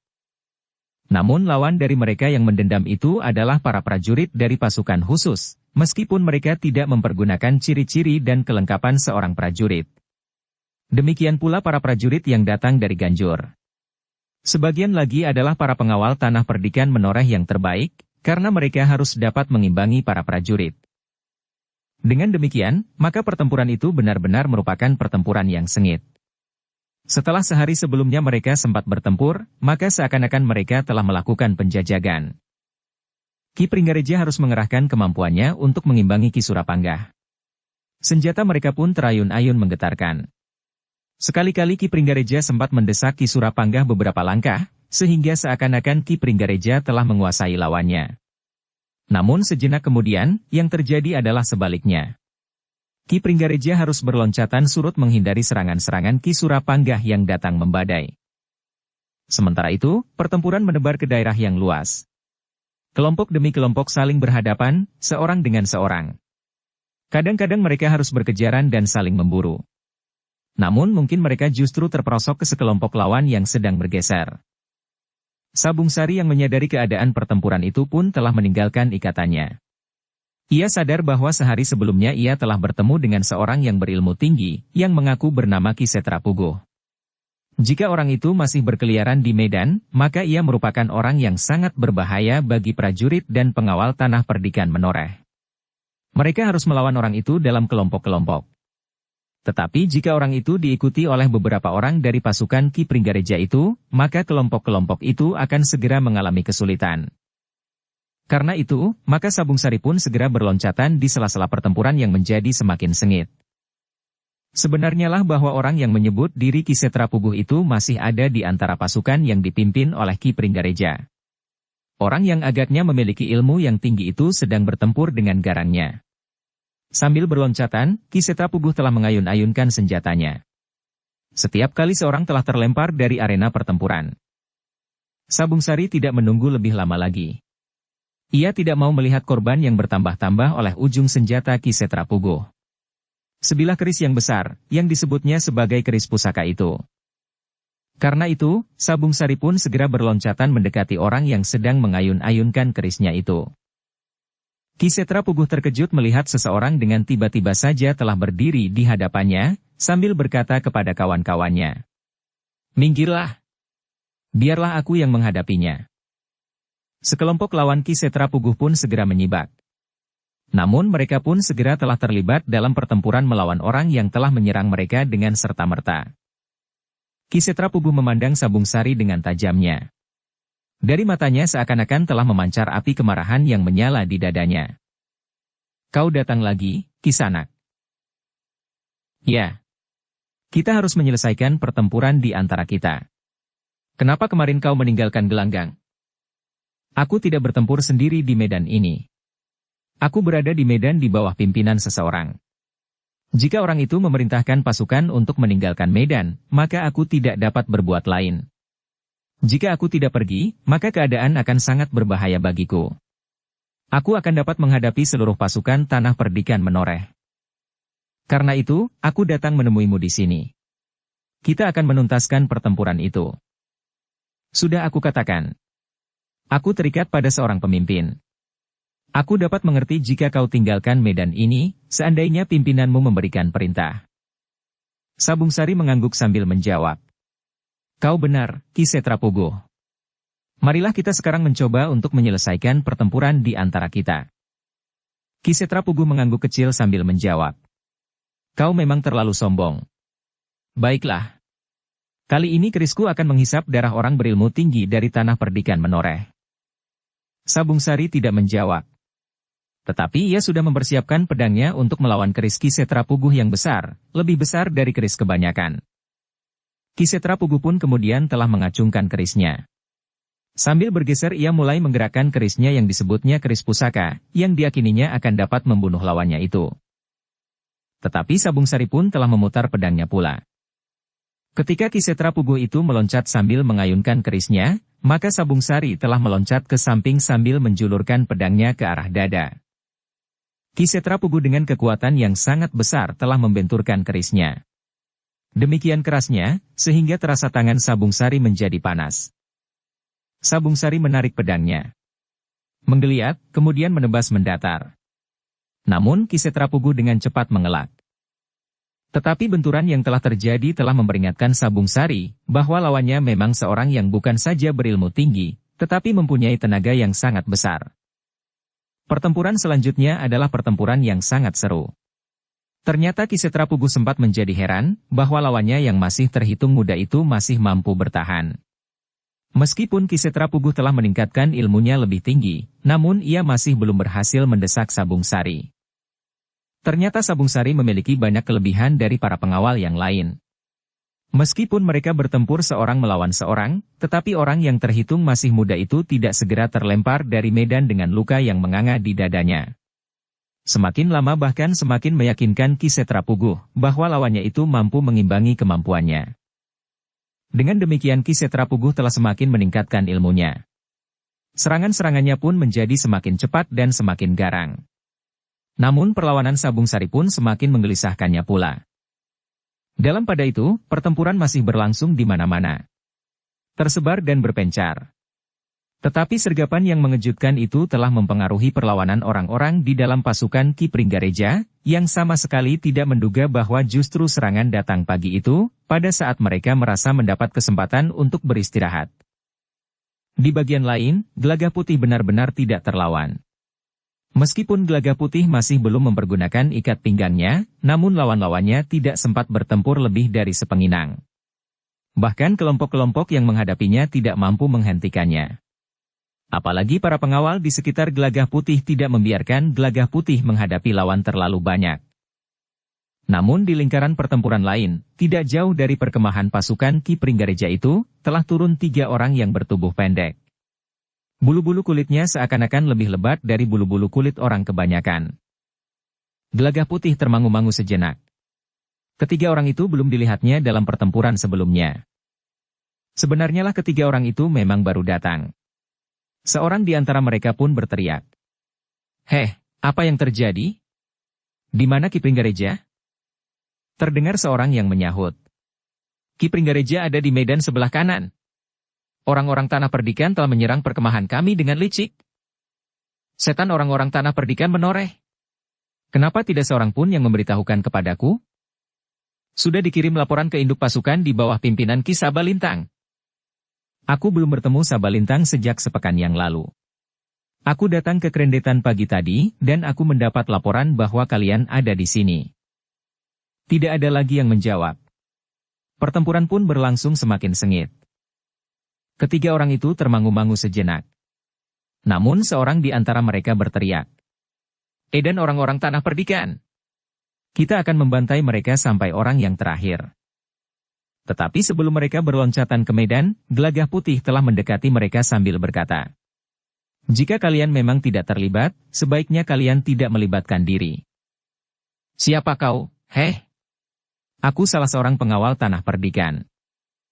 Berani benar kau menemui kami yang masih berkumpul genap 3 orang." "Kenapa?" bertanya Gelagah Putih. "Kelompok-kelompok yang ada di medan ini juga ada yang terdiri dari 3 orang. Kau belum mengenal kami?" Gelagah Putih menggeleng. Tetapi ia pun kemudian berkata, "Kau belum mengenal aku pula." Wajah ketiga orang itu menjadi tegang. Namun seorang di antara mereka berkata, "Siapa yang akan mengenal namamu?" Nama pengawal Tanah Perdikan menoreh. "Namamu sama sekali tidak berarti bagi dunia Kanuragan." "Apakah namamu cukup berarti?" bertanya Gelagah Putih. "Setan kau," geram yang lain. "Dengar. Kamilah yang disebut Rewanda Lantip." Sebutan yang sebenarnya membuat telingaku merah. Tetapi kami tidak berkeberatan disebut 3 ekor kera berotak tajam, meskipun sebenarnya kami mempunyai nama kami masing-masing. Namun sebutan Rewanda Lantip membuat setiap orang menjadi ketakutan. "Oh, jadi kalianlah yang disebut Rewanda Lantip? Nah, bukankah kau sudah pernah mendengar nama itu?" Tetapi Gelagah Putih menggeleng. Katanya, "Belum. Baru kali ini aku mendengar sebutan itu." "Setan kau," geram salah seorang dari mereka. "Sekarang kau mau apa? Apakah kau ingin membunuh diri?" "Tidak," jawab Gelagah Putih. "Aku sama sekali tidak ingin membunuh diri. Tetapi aku ingin membunuh kalian." 3 orang itu tiba-tiba saja telah saling mengambil jarak. Mulut mereka menyeringai, menunjukkan gigi mereka yang besar dan agaknya sangat kuat. "Kau akan mati. Tubuhmu akan tersayat-sayat. Kau tidak akan dapat dikenali lagi." Gelagah Putih memandang ketiga orang itu berganti-ganti. Wajah mereka memang nampak mengerikan. Namun Gelagah Putih pun kemudian telah mempersiapkan diri. Ia sadar bahwa ia akan berhadapan dengan 3 orang yang mirip yang satu dengan yang lain. Mirip dalam bentuk mereka yang agak khusus. Wujud ketiga orang itu agaknya telah sangat menarik perhatian Gelagah Putih, sehingga ketika orang-orang itu mulai bergeser, Gelagah Putih justru bertanya, "Kenapa wujud kalian hampir sama? Padahal wujud kalian agak berbeda dengan kebanyakan orang." "Iblis kau," geram yang berdiri di tengah. "Tetapi sebelum mati, kau boleh mengetahui bahwa kami adalah 3 orang yang lahir sebagai kembar 3. Tubuh kami memang lebih kecil dari kebanyakan orang sejak kami dilahirkan. Tetapi jika kau berani bertanya tentang bulu-bulu tubuh kami yang lebat, maka mulutmu akan kukoyakan." Gelagah Putih justru tertawa katanya. Kau memang aneh. Kau sendirilah yang mengatakan tentang bulu-bulumu yang lebat. Aku sama sekali tidak ingin bertanya, karena aku tahu bahwa hal tidak akan kau kehendaki. Tetapi sebenarnya lah kelebatan bulu-bulu kalian masih dalam batas wajar. Tetanggaku juga ada yang memiliki bulu-bulu selebat bulu-bulu kalian. Bahkan lebih dari itu. Persetan, geram orang yang disebut Rewanda Lantip itu. Gelagah Putih itu sudah akan bertanya lagi, tetapi seorang di antara lawan-lawannya itu sudah mulai menyerangnya. Tangannya terjulur mencoba menggapai wajah Gelagah Putih. Namun Gelagah Putih sempat bergeser ke samping, sehingga tangan orang itu tidak menyentuhnya. Namun seorang yang lain dengan cepat telah meloncat dengan cepatnya sambil menjulurkan tangannya menerkam lehernya. Gelagah Putih meloncat mundur. Tata gerak ketiga orang itu memang agak lain. Mirip dengan gerak tangan seekor kera, sementara keduanya kakinya agak merendah. Gelagah Putih memang harus berhati-hati. Ia sudah pernah mengenal unsur-unsur gerak yang mirip dengan gerak seekor kera.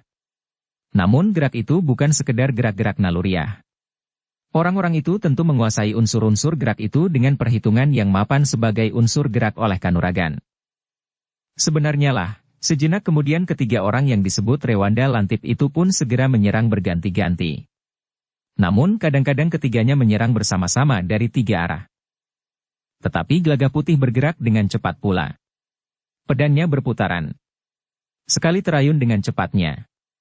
Namun kemudian sambil meloncat ke samping, Gelagah Putih menjulurkan pedangnya. Tetapi ketika serangan kemudian datang dari depan, maka Gelagah Putih pun telah menebas ke arah leher lawannya. Namun ketiga orang yang terhitung pendek itu mampu bergerak dengan cepat pula. Bahkan beberapa saat kemudian ketiganya telah menggenggam senjata mereka masing-masing. Semacam tongkat baja yang di ujungnya terdapat sebuah bulatan sebesar kepalan tangannya, yang semula terselip di punggung mereka. Benturan-benturan yang kemudian terjadi, membuat Gelagah Putih menjadi semakin berhati-hati. Ketiga orang itu ternyata memiliki kekuatan yang cukup besar, meskipun tubuhnya terhitung kecil.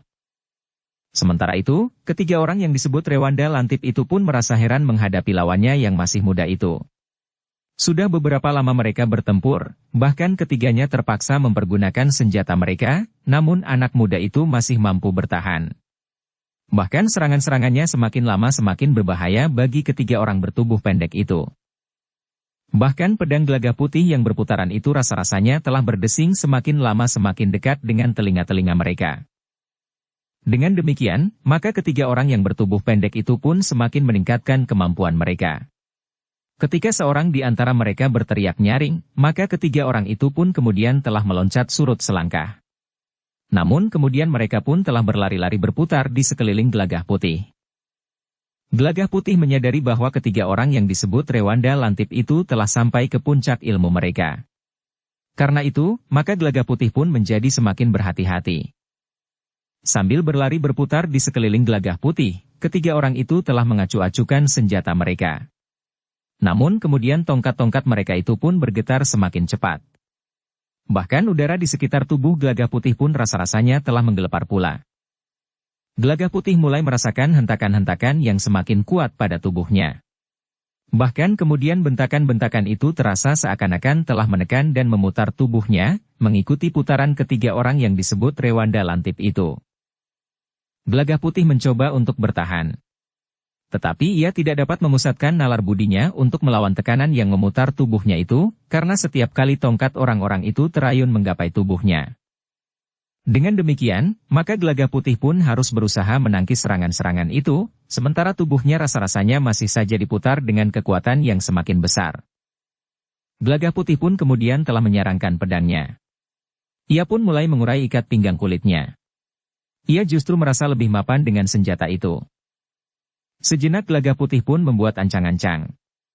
Ia sadar bahwa ia harus bergerak dengan kecepatan yang sangat tinggi, jika ia berusaha memecahkan putaran ketiga orang lawannya itu. Dalam pada itu, kepala Gelagah Putih sudah mulai menjadi pening. Namun Gelagah Putih pun kemudian justru telah bergerak berputar ke arah yang berlawanan dengan putaran ketiga orang lawannya. Ketika tongkat lawannya itu bergetar menggapainya, maka dengan sepenuh tenaga, Gelagah Putih telah menebasnya. Satu benturan yang keras telah terjadi. Terdengar seorang di antara ketiga orang itu berteriak. Rupa-rupanya teriakan itu merupakan isyarat bagi kedua orang saudaranya. Dalam benturan yang terjadi itu, ternyata salah seorang dari ketiga orang itu telah kehilangan tongkatnya. Tongkat itu terlempar beberapa langkah dari putaran itu, sementara tangan orang yang kehilangan tongkatnya itu menjadi sangat pedih, seolah-olah kulitnya telah terkelupas. Putaran itu pun kemudian telah berhenti. Dua orang di antara mereka berloncatan dengan tangkasnya. Tongkat di tangannya berputar dengan cepat, terayun menebas ke arah kepala Gelagah Putih, sementara seorang di antara mereka dengan tangkasnya meloncat memungut tongkatnya yang terjatuh. Demikian tongkat itu sudah berada di tangannya, maka kedua orang saudaranya pun segera berloncatan surut. Mereka mulai membuat ancang-ancang untuk melakukan serangan yang baru. Sementara itu, pertempuran di seluruh arena itu menjadi bertambah seru. Para prajurit dan pengawal tanah perdikan semakin menguasai medan. Meskipun demikian, orang-orang yang berada di bawah pimpinan Ki Pringgareja itu masih berusaha memberikan perlawanan yang sengit. Semua orang yang berada di kemah mereka sudah dikerahkan. Para petugas yang biasanya berada di dapur, mereka yang terbiasa memelihara dan menyediakan peralatan, para penghubung, dan semua orang telah turun ke medan. Ki Pringgareja sendiri masih bertempur dengan sengitnya melawan Ki Surapanggah.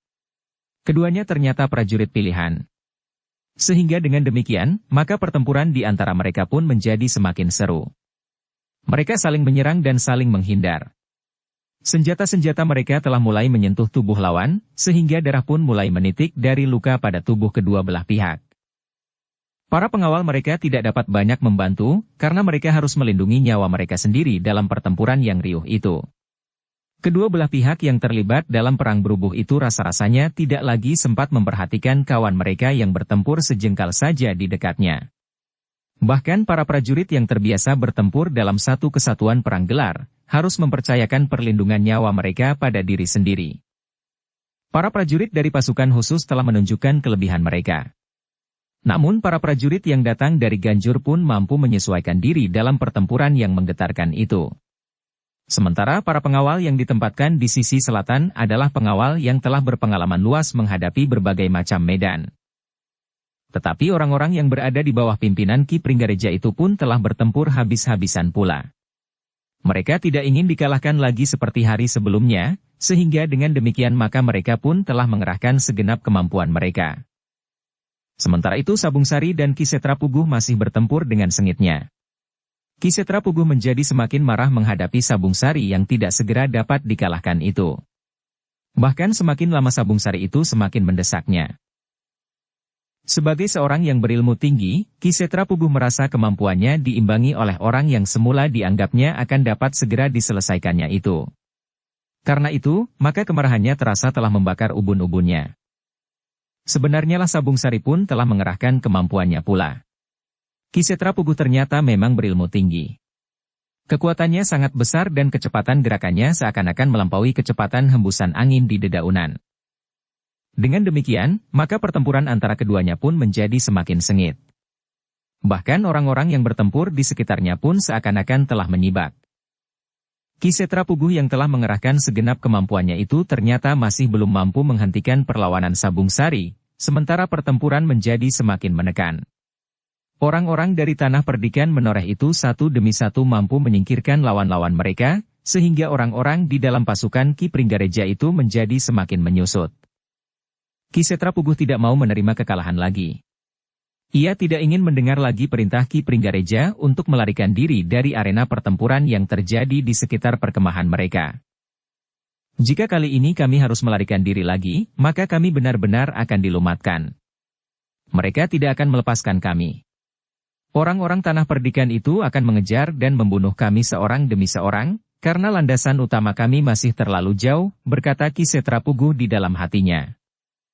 Sebenarnya lah bahwa sebagian dari para prajurit dari pasukan khusus, para prajurit dari Ganjur dan para pengawal tanah perdikan telah mendekati perkemahan. Mereka mendesak terus selangkah demi selangkah. Kemarin, pasukan Ki Pringgareja masih mempunyai tempat untuk mereka jadikan batas pelarian. Orang-orang di perkemahan dapat mereka kerahkan untuk membantu mempertahankan perkemahan itu. Tenaga-tenaga yang segar itu dapat mereka harapkan untuk membantu menghalau lawan jika memburu mereka. Tetapi hari itu semua tenaga sudah dikerahkan. Serangan yang tiba-tiba, serta ketidaksiagaan pasukan di perkemahan itu, telah mengguncang pertahanan mereka.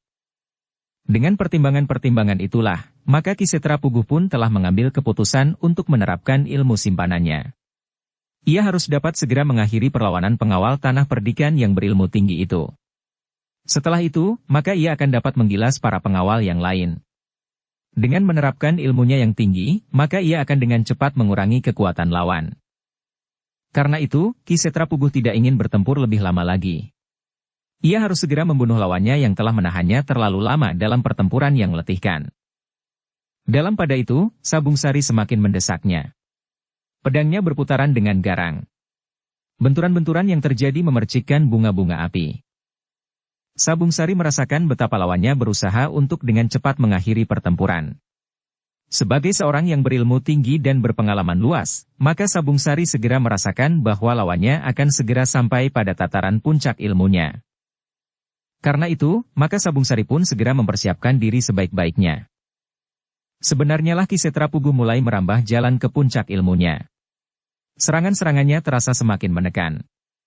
Rasa-rasanya Kisetra Puguh memang sedang ancang-ancang untuk mengambil satu langkah yang menentukan. Untuk menanggapinya, maka Sabung Sari berusaha menekannya, agar Kisetra Puguh tidak sempat memusatkan nalar budinya membangunkan ilmu puncaknya. Meskipun demikian, namun akhirnya Kisetra Puguh itu mendapat kesempatan pula untuk menerapkan ilmu puncaknya itu. Dengan tanpa menyarungkan kerisnya, Kisetra Puguh telah melontarkan serangannya yang menggetarkan. Ketika kesempatan itu terbuka, maka Kisetra Puguh itu seakan-akan justru melekatkan kerisnya di dadanya, sementara tangan kirinya dibentaknya dengan telapak tangan terbuka ke arah Sabung Sari. Sabung Sari yang sudah menduga bahwa serangan itu akan segera datang, telah bersiap sepenuhnya untuk menghadapi segala kemungkinan. Tiba-tiba saja dari telapak tangan orang itu menyembur dengan derasnya asap putih, mengarah ke tubuh Sabung Sari. Sabung Sari yang telah memperhitungkan akan datang serangan, meskipun ia belum tahu jenis ilmu lawannya, dengan cepat menjatuhkan diri menghindari semburan asap itu. Meskipun demikian, terasa udara yang panas menyentuh kulitnya. Asap putih itu ternyata adalah uap panas yang mengalir dengan cepat bergulung menyembur ke sasaran. Dalam pada itu, ternyata Kisetra Puguh tidak membiarkan Sabung Sari itu lolos dari serangannya. Demikian Sabung Sari meloncat bangkit, maka serangan berikutnya telah datang lagi menyambarnya. Sabung Sari pun segera meloncat ke samping. Serangan itu tidak mengenainya. Tetapi sentuhan percikan awan panas itu rasa-rasanya telah menyengatnya. Ketika serangan yang ketiga datang, maka Sabung Sari tidak mempunyai pilihan lagi. Jika ia membiarkan dirinya menjadi sasaran serangan Kisetra Puguh, betapapun ia mampu bergerak cepat, namun pada saatnya kulitnya akan direbus dalam asap yang panasnya melampaui panasnya api itu. Dengan tangkasnya Sabung Sari menghindari serangan Kisetra Puguh. Tetapi serangan ketiga itu masih sempat menyentuh lengannya.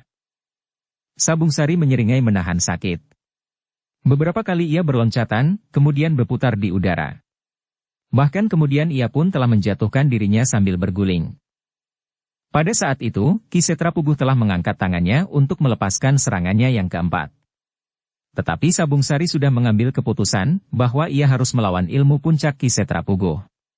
Ia tidak akan mampu melawan serangan-serangan itu dengan pedangnya atau mengandalkan kecepatannya bergerak. Apalagi Sabung Sari sudah merasakan sentuhan-sentuhan serangan lawannya itu. Karena itu, ketika Kisetra Puguh itu melepaskan ilmunya, Sabung Sari telah berlutut pada satu lututnya. Jari-jarinya tergenggam, sementara kedua tangannya menyilang di dadanya. Dengan tajamnya Sabung Sari memandang tangan Kisetra Puguh yang terangkat. Ketika ia melihat asap putih mulai mengepul, dari sepasang matanya telah memancar seleret sinar yang menyambar ke arah tangan Kisetra Puguh. Ternyata sinar yang memancar dari mata Sabung Sari meluncur lebih cepat dari pancaran asap putih dari tangan Kisetra Puguh. Satu benturan yang dahsyat telah terjadi. Benturan antara dua kekuatan ilmu yang sangat tinggi. Tidak terdengar suara apapun. Tidak terjadi ledakan. Tetapi udara bagaikan diguncang. Cahaya yang silau memancar dari titik benturan. Kemudian lenyap sama sekali. Sabung Sari tergetar surut. Bahkan ia sudah kehilangan keseimbangannya sehingga jatuh terguling. Dengan cepat Sabung Sari berusaha bangkit. Meskipun ia berhasil, namun terasa dadanya menjadi pepat. Nafasnya terasa menyesakkan dadanya itu. Dengan pandangan matanya yang agak kabur, Sabung Sari melihat Ki Setra Puguh itu terbanting jatuh. Namun orang itu sama sekali tidak bergerak lagi. Tubuhnya berbaring diam. Dua orang pengikutnya dengan serta-merta berloncatan berlari mendekatinya. Dua orang pengawal tanah perdikan yang bertempur melawan keduanya tertegun sejenak. Ternyata keduanya tidak memburunya, seakan-akan memberi kesempatan kepada keduanya untuk merawat Ki Setra Puguh. Sementara itu, kedua orang pengawal tanah perdikan itu pun justru telah mendekati Sabung Sari yang menjadi sangat lemah, setelah membenturkan ilmunya dengan ilmu Ki Setra Puguh. Tetapi tidak seorang pun yang datang mengganggu Sabung Sari, karena setiap orang harus bertempur untuk melindungi diri sendiri. Sejenak Sabung Sari berdiri tegak. Dipungutnya pedangnya yang terjatuh. Kemudian dimasukkannya ke dalam sarungnya yang tergantung di lambungnya. Sejenak kemudian Sabung Sari itu berdiri tegak. Wajahnya agak diangkatnya. Perlahan-lahan gejolak pernafasannya pun agak mereda. Beberapa kali Sabung Sari harus menarik nafas dalam-dalam. Dalam pada itu, pertempuran masih berlangsung dengan garangnya. Senjata masih terdengar berdentingan. Teriakan-teriakan nyaring, umpatan-umpatan kasar dan jerit kesakitan, memenuhi udara di atas medan pertempuran. Namun ternyata pengaruh kematian Ki Setra Puguh terasa sekali pada orang-orang yang berada di dalam pasukan di bawah pimpinan Ki Pringgareja. Ki Setra Puguh adalah orang yang berilmu sangat tinggi. Jika ia dapat dikalahkan, maka yang mengalahkannya tentu orang yang memiliki ilmu lebih tinggi lagi. Karena itu, jika orang yang telah membunuh Ki Setra Puguh itu kemudian memasuki medan itu lagi, maka ia akan dapat membantai kelompok-kelompok yang akan menghadapinya. Sementara itu, sebelumnya kekuatan pasukan yang berada di bawah pimpinan Ki Pringgareja itu sudah mulai goyah. Dalam pada itu, Ki Pringgareja masih bertempur melawan Ki Surapanggah. Ternyata keduanya memiliki kemampuan yang seimbang. Sekali-sekali Ki Pringgareja telah mendesak Ki Surapanggah. Namun kemudian Ki Surapanggahlah yang mendesak Ki Pringgareja. Sementara itu, tubuh mereka pun telah mulai tergores oleh luka. Semakin lama semakin banyak darah yang menitik dari luka-luka itu. Namun dalam pada itu, Ki Surapanggah bertempur dengan dada tengadah. Ia melihat kemungkinan-kemungkinan yang baik bagi pasukannya, sementara lawannya menjadi semakin gelisah. Ki Pringgareja melihat kemungkinan buruk itu di sekitarnya. Dengan demikian, ia dapat membayangkan bahwa di seluruh medan, keadaannya tentu hampir sama saja. Ki Pringgareja itu masih berharap bahwa Ki Setra Puguh akan dapat menjadi tumpuan kemenangan bagi pasukannya. Apalagi setelah Ki Pringgareja itu mengetahui bahwa Rewanda Lantip telah turun ke medan pula. Namun sampai saat tenaganya menyusut, serta darah semakin banyak meleleh dari luka-lukanya sebagaimana lawannya Ki Surapanggah, masih belum ada laporan bahwa Ki Setra Puguh dan ketiga bersaudara yang disebut Rewanda Lantip itu berhasil menghancurkan kelompok-kelompok pengawal tanah perdikan. Kemarin Ki Pringgareja memang mendapat laporan dari Ki Setra Puguh, bahwa ia telah menjumpai seorang yang berilmu tinggi dalam pasukan tanah perdikan. Tetapi Ki Setra Puguh mengatakan bahwa ia akan dapat menghancurkan orang itu dengan cepat, jika ia sudah menghendaki. Dengan ilmuku, orang itu tidak akan berdaya. Kenapa tidak kau lakukan di saat pasukan kita sudah terdesak? Aku sudah siap melakukannya, tetapi perintah untuk mengundurkan diri itu datang terlalu cepat. Seandainya aku memaksa diri untuk melakukannya, sementara seluruh pasukan ditarik mundur, maka kerjaku akan sia-sia. Mungkin aku akan dapat membunuh banyak orang, tetapi aku juga akan dibantai di pertempuran. Betapapun tinggi ilmuku, tetapi aku tentu tidak akan dapat melawan seluruh kekuatan pasukan tanah perdikan itu. Ki Pringgareja memang tidak menyalahkannya. Namun ia berharap bahwa hari itu Ki Setra Puguh akan segera mempergunakan ilmunya yang tinggi, untuk mengakhiri perlawanan seorang pengawal yang berilmu tinggi. Apakah Ki Setra Puguh belum berhasil menemukan orang itu, sementara orang itu membunuh orang-orangku seperti menebas gerumbul ilalang? Memang tidak ada orang yang berani memberikan laporan tentang kematian Ki Setra Puguh kepada Ki Pringgareja. Kematian Ki Setra Puguh tentu akan sangat mempengaruhi ketahanan jiwaninya, sehingga mungkin akan membahayakan dirinya. Tetapi justru penghubung dari tanah perdikan menorehlah yang datang mendekati Ki Surapanggah sambil berteriak. Ki Surapanggah. Sabung Sari berhasil membunuh Ki Setra Puguh. Hei! Sambil bertempur Ki Surapanggah berteriak pula. Ia sebenarnya sudah mendengar laporan itu. Tetapi Ki Surapangga sengaja bertanya. Apa yang kau katakan? Ki Setra Puguh telah terbunuh di medan. Sabung Sarilah yang telah membunuhnya. Persetan kalian orang-orang tanah perdikan, geram Ki Pringgareja. Aku tidak peduli atas kematian Setra Puguh. Aku sama sekali tidak tergantung kepadanya. Pasukanku juga tidak tergantung kepadanya. Justru aku ingin ia mati, sehingga tidak mengganggu rencana-rencana perjuangan kami selanjutnya. Tetapi Ki Surapangga tertawa. Bahkan ia pun sempat bertanya. Siapakah orang yang bernama Setra Puguh itu? Namanya senafas dengan namaku. Apakah ia seorang yang berilmu tinggi? Seorang benalu yang licik. Ia pantas mati. Ki Surapangga tidak sempat bertanya lebih lanjut. Ki Pringgareja telah menyerang dengan garangnya. Dihentakannya ilmunya, sehingga serangan-serangannya pun semakin garang. Namun Ki Surapangga telah meningkatkan kemampuannya pula, sehingga karena itu maka pertempuran di antara kedua orang pemimpin pasukan itu menjadi bertambah sengit. Tetapi dukungan bagi keduanya yang berubah dengan cepat. Orang-orang dalam pasukan Ki Pringgareja susut lebih cepat dari orang-orang dalam pasukan Tanah Perdikan menoreh. Kesiapan mereka sebelum mereka mulai terlibat dalam pertempuran pun sangat berpengaruh pula bagi mereka, sehingga karena itu maka orang-orang di dalam pasukan Ki Pringgareja itu lebih cepat kehilangan dukungan kewadagan mereka. Tenaga mereka lebih cepat menjadi susut. Apalagi mereka yang mengetahui bahwa Ki Setra Puguh telah terbunuh. Harapan mereka kemudian mereka sangkutkan pada Rewanda Lantip. Mereka berharap bahwa Rewanda Lantip akan dengan cepat menyelesaikan lawan mereka, sehingga Rewanda Lantip itu pun akan segera menghancurkan orang yang telah membunuh Ki Setra Puguh. Orang itu tentu sudah menjadi semakin lemah setelah membenturkan ilmunya, terdorong surut dan jatuh berguling di tanah. Namun dalam pada itu, Rewanda Lantip ternyata tidak segera dapat menyelesaikan lawannya. Seorang anak muda yang kemudian telah menggenggam senjata andalannya. Tidak lagi sebilah pedang, tetapi ikat pinggang kulitnya. Sebenarnya lah bahwa Rewanda Lantip tidak mampu menguasai lawannya yang hanya seorang itu. Namun Rewanda Lantip masih mempunyai senjata pamungkas.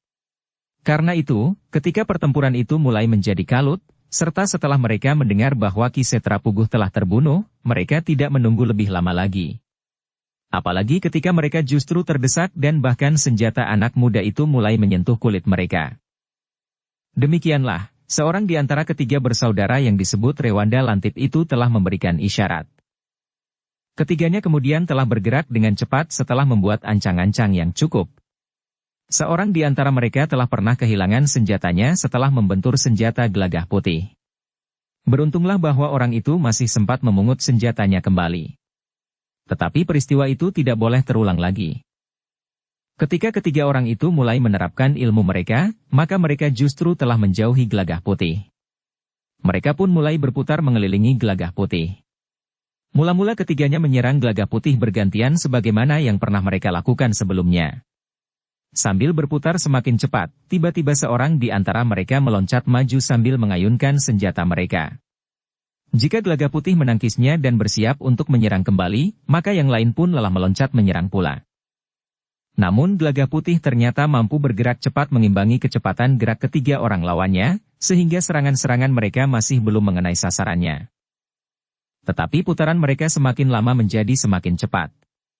Yang kemudian membuat pening kepala Gelagah Putih, bukannya putaran itu sendiri atau serangan-serangan mendadak dari arah yang tidak diduganya.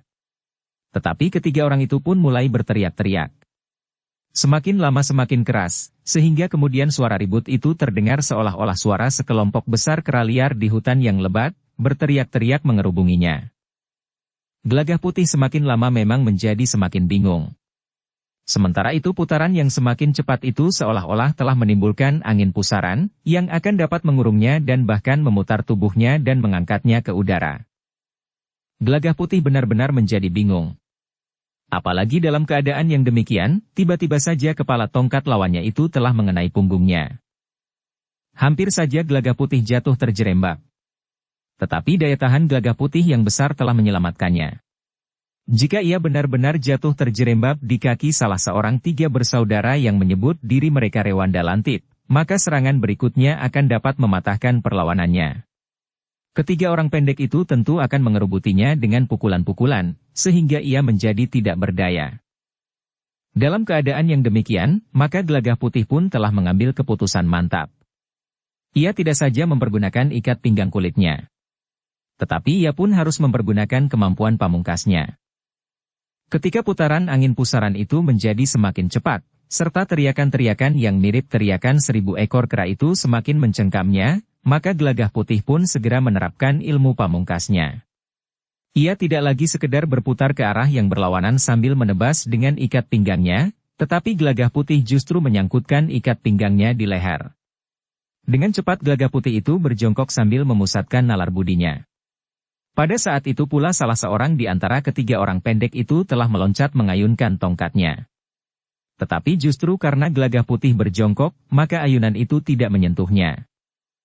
Pada saat itu, Gelagah Putih benar-benar memusatkan perhatiannya pada salah seorang di antara ketiga orang lawannya yang sedang berlari berputar, tanpa menghiraukan yang lain. Bahkan seandainya yang lain mengulangi serangannya ke arah kepalanya. Namun pada saat itu Gelagah Putih telah mengangkat tangannya dengan telapak tangan terbuka, mengarah salah seorang di antara ketiga orang itu. Seleret sinar telah meloncat dari kedua telapak tangannya itu. Demikian cepatnya meluncur dan menyambar tubuh salah seorang dari ketiga lawannya. Justru pada saat itu, Gelagah Putih yang menyadari bahwa serangan dapat datang setiap saat, segera menjatuhkan dirinya dan berguling di tanah. Sebenarnya lah salah seorang dari ketiga lawannya itu menjerit keras sekali, seperti jerit seekor kera yang diterkam oleh seekor harimau. Sementara itu, seorang yang lain telah mengayunkan tongkatnya mengarah ke kepala Gelagah Putih. Namun karena Gelagah Putih berjongkok dan bahkan menjatuhkan dirinya, maka ayunan tongkat itu tidak mengenai sasarannya. Jerit seorang di antara ketiga orang bersaudara itu seakan-akan telah menggetarkan udara di atas medan pertempuran itu. Seorang di antara ketiga orang bersaudara itu telah terlempar beberapa langkah, kemudian tubuhnya terbanting di tanah. Demikian tubuh itu menghantam batu-batu padas, maka jerit yang mengerikan itu pun terdiam. Namun orang itu pun terdiam pula untuk selama-lamanya. Dalam pada itu, kedua orang bersaudara kembarnya telah berlari-lari mendekatinya. Keduanya telah menjatuhkan dirinya, memeluk saudaranya yang terbunuh itu, yang badannya seakan-akan telah hangus terbakar. Sementara benturan tubuh yang terlempar itu dengan batu padas, telah meremukkan tulang-tulangnya. Gelagah Putih termangu-mangu sejenak. Punggungnya masih terasa sakit, seakan-akan tulang belakangnya telah retak. Namun dalam pada itu, hatinya telah tergetar melihat kedua orang pendek itu menangisi saudara kembarnya yang terbunuh.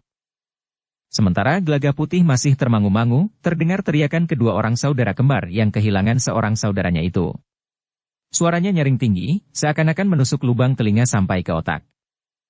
Sebelum Gelagah Putih sempat bergeser, maka kedua orang itu pun berloncatan dengan garangnya.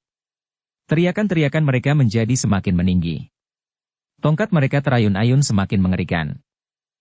Gelagah Putih itu pun dengan cepat meloncat mundur. Namun kedua orang lawannya yang tersisa itu dengan berloncat-loncatan memburunya. Keduanya tidak lagi bergerak melingkar. Tetapi mereka seakan-akan telah kehilangan kendali nalarnya. Seperti anak-anak yang marah, keduanya berkelahi tanpa kendali sama sekali.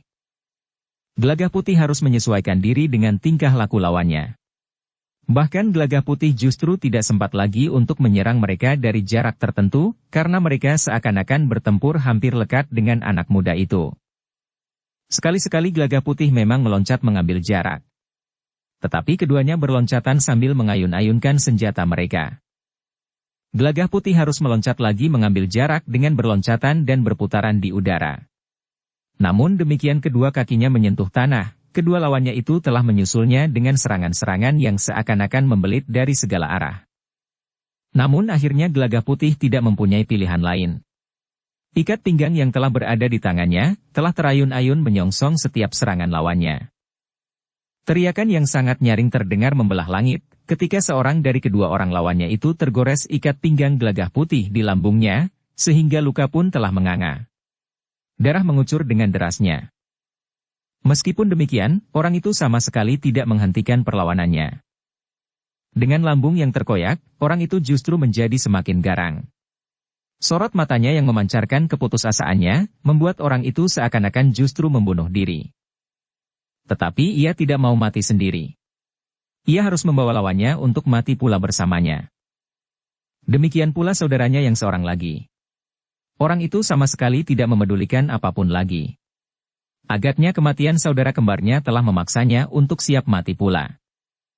Karena itu, maka keduanya sulit untuk ditahan lagi. Sekali ikat pinggang Gelagah Putih telah menyambar pundak yang seorang lagi. Pundak itu telah terkoyak pula.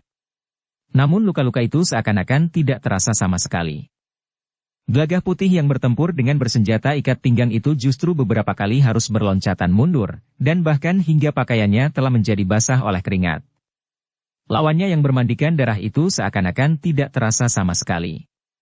Keduanya masih tetap bertempur dengan garangnya. Teriakan-teriakan nyaring masih terdengar memekakkan telinga. Gelagah Putih justru menjadi ngeri melihat keduanya. Meskipun Gelagah Putih sudah memiliki pengalaman yang luas bertempur di medan yang garang, tetapi kedua orang itu membuat dadanya bergetar. Kengerian itu telah mengejar Gelagah Putih kemanapun ia berloncatan. Keduanya seakan-akan bergelayut di belakang, di samping dan bahkan di depannya. Ketika Gelagah Putih membentur tongkat lawan-lawannya sehingga terlepas, Gelagah Putih itu sempat berteriak. "Menyerahlah! Kalian akan aku biarkan hidup." Tetapi keduanya sama sekali tidak mendengar. Dengan pakaian yang basah oleh darah, serta tanpa menggenggam senjata apapun, keduanya melawan Gelagah Putih sejadi-jadinya. Justru karena itu, rasa-rasanya Gelagah Putih tidak lagi dapat mengayunkan ikat pinggangnya. Jika ikat pinggangnya itu mengenai perut salah seorang dari lawannya, maka perut itu akan menganga. Demikian pula jika ikat pinggangnya menggores leher salah seorang dari mereka, maka leher itu pun akan nyaris terpotong. Semakin lama Gelagah Putih justru menjadi semakin bingung. Keduanya membelit di sekitarnya sambil menggapai-gapai, sementara mulut mereka tetap saja berteriak-teriak. "Menyerahlah!" teriak Gelagah Putih. Suaranya hanya sekedar menggelepar di udara. Kedua orang itu sama sekali tidak menghiraukannya. "Menyerah, atau aku bunuh kalian!" Teriakan itu hanya sia-sia saja. Dalam puncak kebingungannya Gelagah Putih pun meloncat mengambil jarak. Dikenakannya kembali ikat pinggangnya, sehingga ia pun melawan kedua lawannya dengan tangannya. Gelagah Putih serasa kehilangan akal ketika seorang di antara kedua lawannya itu meloncat benar-benar bergelayut di punggungnya sambil menggigit pundaknya. Pundak Gelagah Putih itu pun terasa pedih. Gigitan itu benar-benar telah melukainya. Karena itu, seakan-akan gerak naluriahnya, ketika Gelagah Putih kemudian menggapai kepala orang itu. Sambil merendah sedikit pada lututnya, maka Gelagah Putih pun kemudian telah menghentakkan kepala orang itu. Kakinya tiba-tiba menjadi tegak, tetapi badannya lah yang sedikit membungkuk sambil menarik kepala orang itu. Bersambung ke bab 457. Dukung kami dengan subscribe, follow, like, komen dan share. Terima kasih.